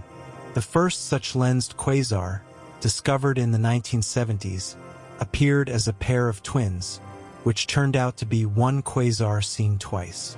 These cosmic mirages let us weigh the lensing galaxies and probe the universe in beautiful ways. Light bent gently by gravity across the deep dark. These lensed quasars are among the most beautiful sights in all of astronomy.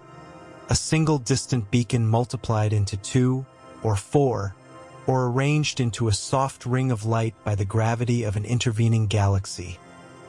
One fire, gently mirrored across the sky by the curving of space itself.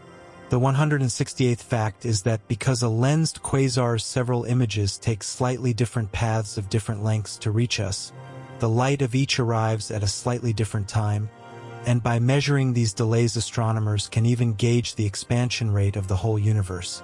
A flicker in the quasar appears first in one image, then, days or weeks later, in another. From that gentle lag, deep cosmic truths can be drawn.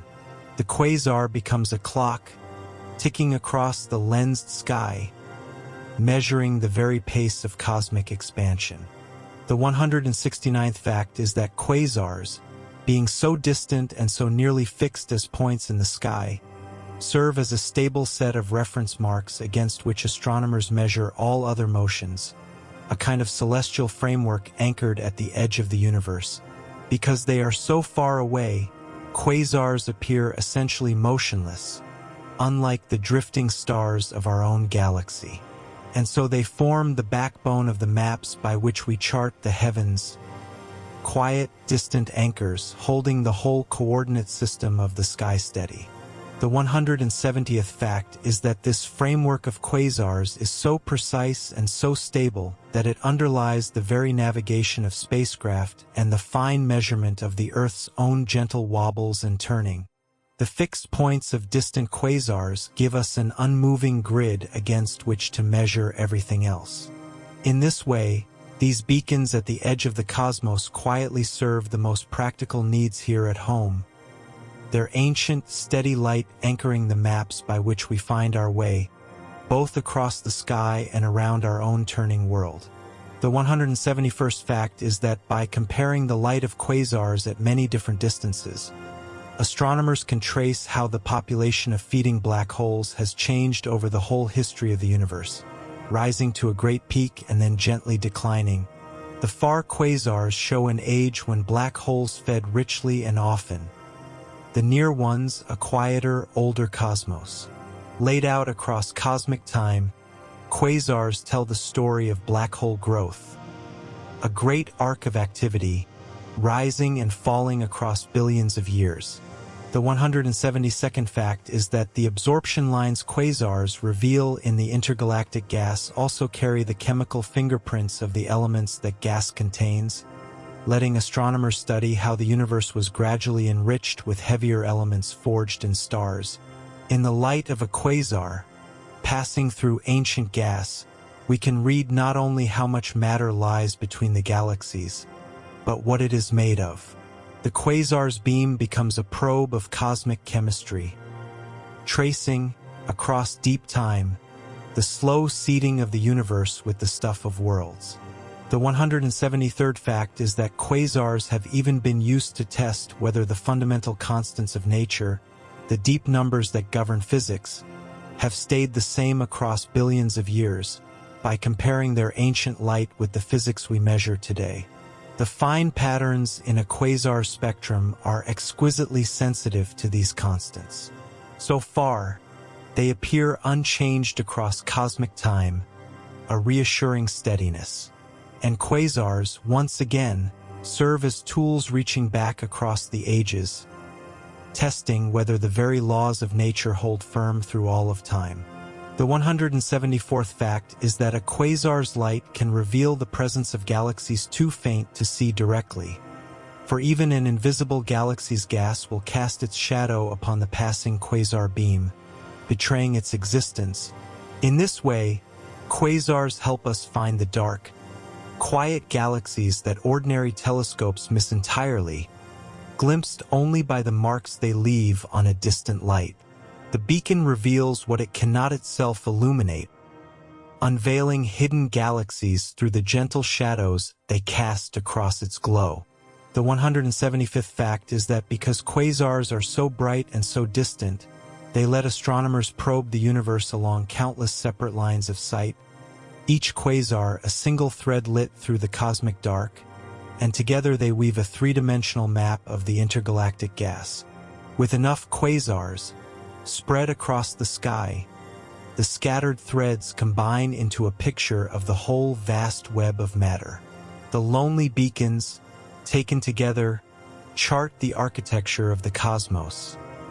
A great map, woven from many single strands of ancient light.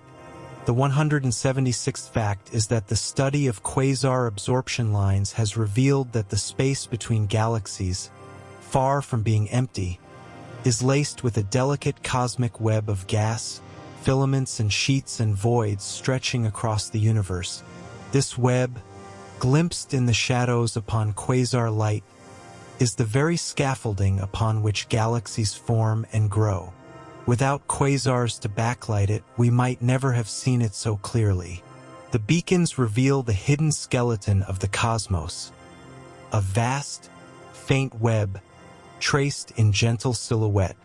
Without the quasars to light it from behind, this great cosmic web might have remained forever invisible, a hidden architecture too faint and diffuse to see. And so it is to these distant beacons that we owe our first clear glimpse of the very scaffolding on which the universe is built.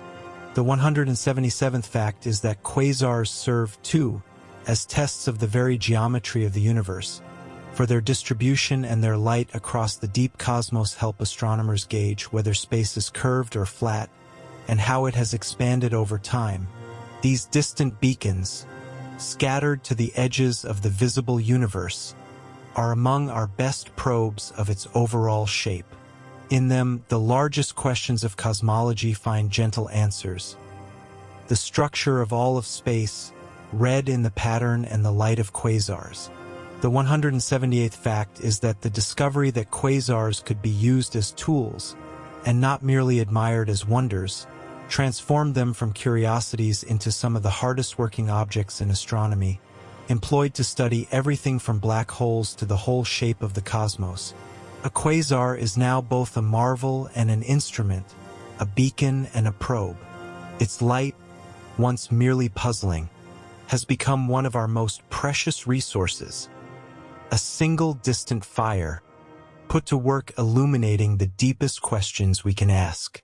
The 179th fact is that in all these uses, from mapping intergalactic gas to weighing black holes to testing the laws of nature, quasars give us far more than their own story, for their light carries within it the story of nearly everything it has touched on its long journey to us. To study a quasar is to study the universe along the whole path of its beam. The beacon is generous, sharing all it has passed through, a single light, freighted with the history of the deep cosmos. The 180th fact is that it is a gentle marvel that these faint, distant points, so easily overlooked, should turn out to be among the most powerful tools we possess, lighting up the invisible universe and answering questions we could never otherwise reach. There is a quiet lesson in it, that the smallest and most distant of lights may carry the greatest gifts. And as we drift tonight among these patient beacons, we may feel a soft gratitude for all they quietly reveal, faraway lamps, illuminating the whole vast dark for us. It is a gentle thing to be grateful to a light so distant and so old, a light that knows nothing of us, and yet gives us so much simply by shining faithfully across the void. A quiet generosity, poured out freely across billions of years, and gathered gently tonight by those who care to look. The 181st fact is that a quasar does not shine forever, for its brilliance depends entirely upon a steady supply of gas falling toward its black hole. And when that fuel at last runs low, the great fire begins gently to fade, the accretion disk thins and dims, the light grows softer, and the quasar quiets. It does not explode or vanish, but simply winds down, like a lamp whose oil is spent. And so every quasar carries within it, from the beginning, the seed of its own gentle ending, a fire that must, in time, grow still.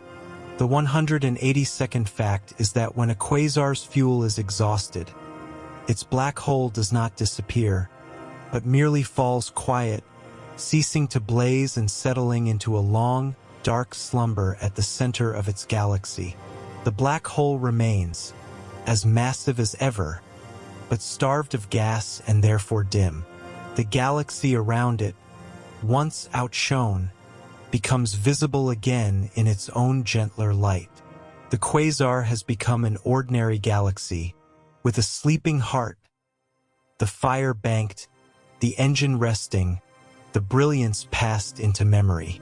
The 183rd fact is that the great age of quasars, when they were most common and most brilliant, peaked long ago, some 10 billion years in the past, when the universe was young and galaxies were rich with the gas that feeds black holes.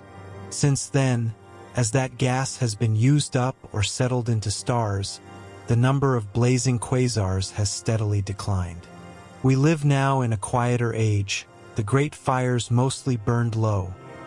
The era of quasars largely behind us, its light still arriving from the distant past. We are, in a sense, latecomers to the great age of quasars, living in the quiet afterglow of a more brilliant time, watching its fires only in the ancient light that still crosses the void toward us. The party long over, yet its lanterns still faintly shining. The 184th fact is that because the quasar epoch lies mostly in the past, the quasars we see today are, in a sense, echoes of a more youthful and violent universe, their ancient light still crossing space long after their fires may have quieted. When we look at a distant quasar, it may already have faded billions of years ago, and only its old light still travels toward us. We see a fire that may no longer burn, a memory of brilliance, drifting toward us through the deep and patient dark.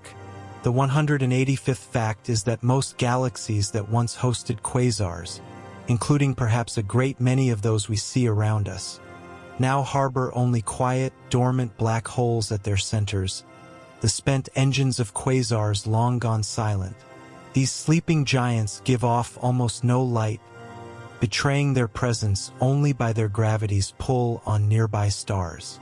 A dead quasar is not gone, but merely resting. Its once brilliant heart grown dark and still, waiting, perhaps, for fuel that may never come again. The 186th fact is that our own galaxy, the Milky Way, harbors at its center a supermassive black hole called Sagittarius A star, which today is quiet and dim, feeding on only the faintest trickle of gas. It gives off very little light, a sleeping heart at the hub of our galaxy's slow-turning wheel. For all its 4 million solar masses, it is, at present, a gentle and dormant thing.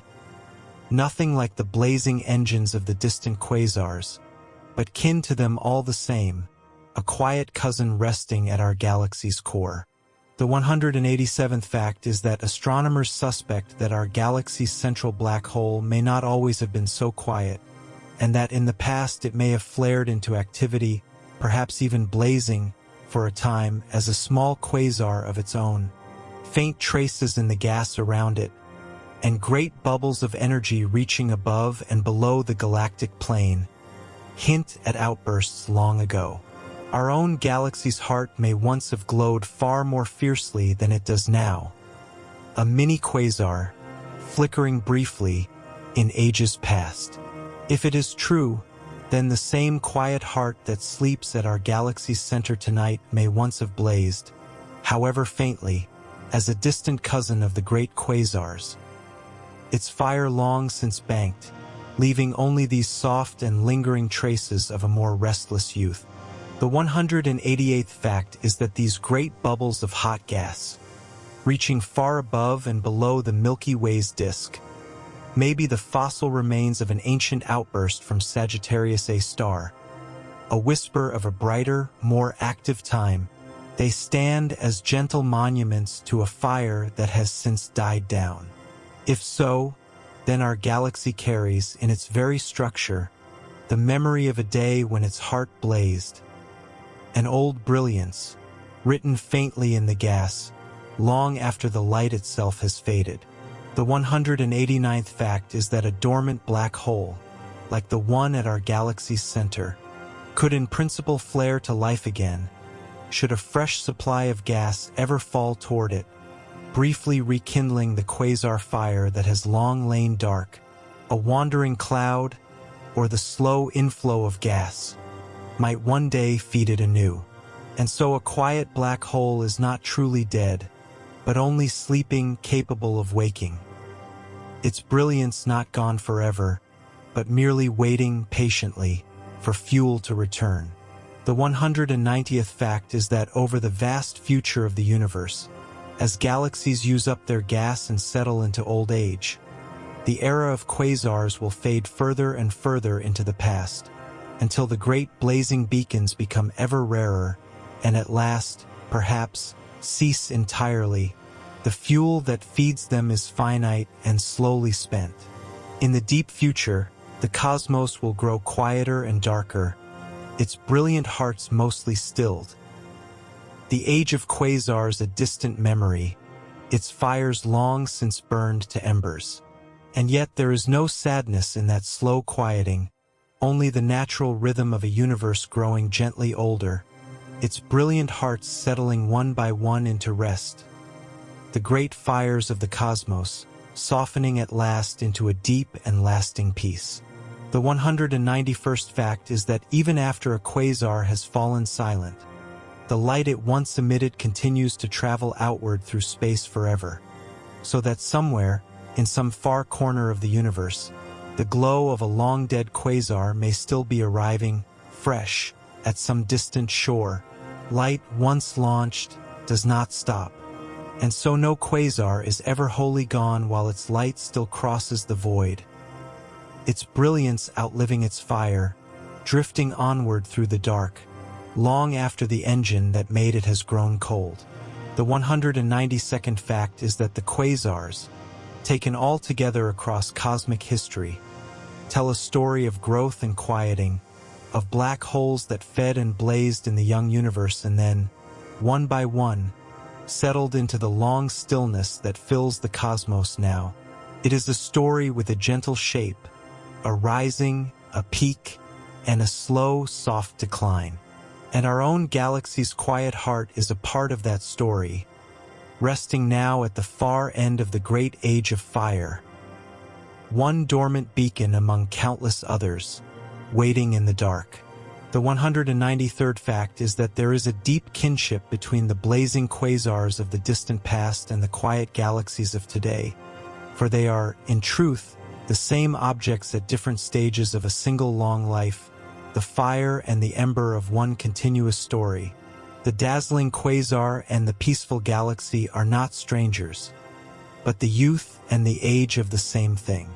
In every quiet galaxy sleeps a heart that once, or might yet, blaze, a gentle continuity, binding the brilliant past to the calm present. The 194th fact is that when we gaze at the ancient light of a distant quasar, we are looking not only across space, but across the whole history of the cosmos, at a fire that burned when the universe was young and that has, most likely, long since gently died away. There is a soft melancholy in that, and also a deep peace, to see a light still traveling from a fire long spent.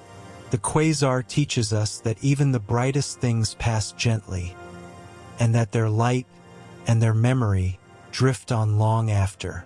The 195th fact is that the fate of a quasar mirrors, in its gentle way, the fate of so many bright and burning things, that they shine fiercely for a season, give their light to the universe, and then quiet slowly into rest, leaving behind only a soft and lasting calm. There is nothing sad in it, only the natural rhythm of the cosmos, the rising and the settling of its fires. And in that rhythm there is a deep reassurance that all things, however brilliant, come at last to a peaceful stillness. The 196th fact is that across the whole vast universe tonight, countless black holes lie quietly at the hearts of their galaxies, most of them sleeping, a few here and there still blazing as quasars, the great fires slowly, gently passing from the cosmos. It is a universe growing calmer with age, its brilliant youth behind it, settling toward a long and peaceful maturity. And there is a soft comfort in that thought, of a cosmos easing gently into stillness, its fires banked, its hearts at rest, the whole great sky quietly settling towards sleep.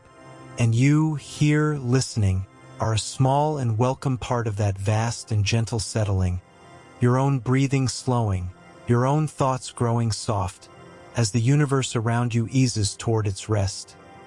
All of it, the great and the small alike, drifting quietly down together towards sleep.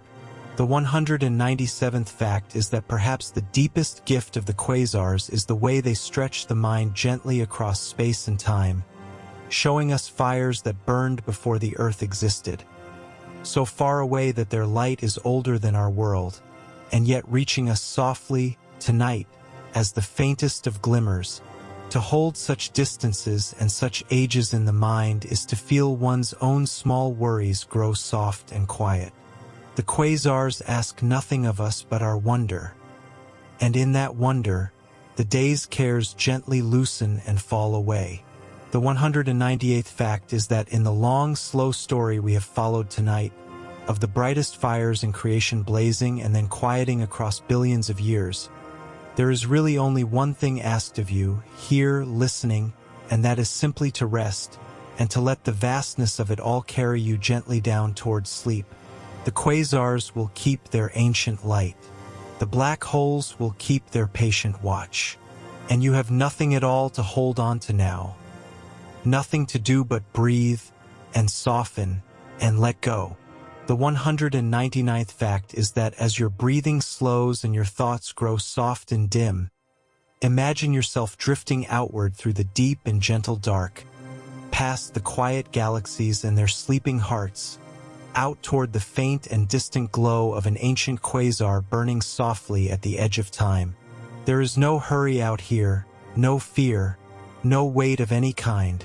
only the slow and serene drift among the beacons of the deep universe. And you may let yourself drift with them now, softly, easily, into the welcoming dark of sleep. The 200th fact is that long after this night has passed, and long after all our nights have passed, the ancient light of the quasars will still be crossing the vast dark toward us, faithful and unhurried, carrying the memory of fires that blazed at the dawn of the universe, gentle now and soft and endlessly far away. So let your thoughts grow quiet now, and let the last of the day dissolve into the dark, and drift outward softly, toward those distant and peaceful beacons, into the calm and endless night. Rest now, sleep well, and thank you for drifting with me beyond the stars.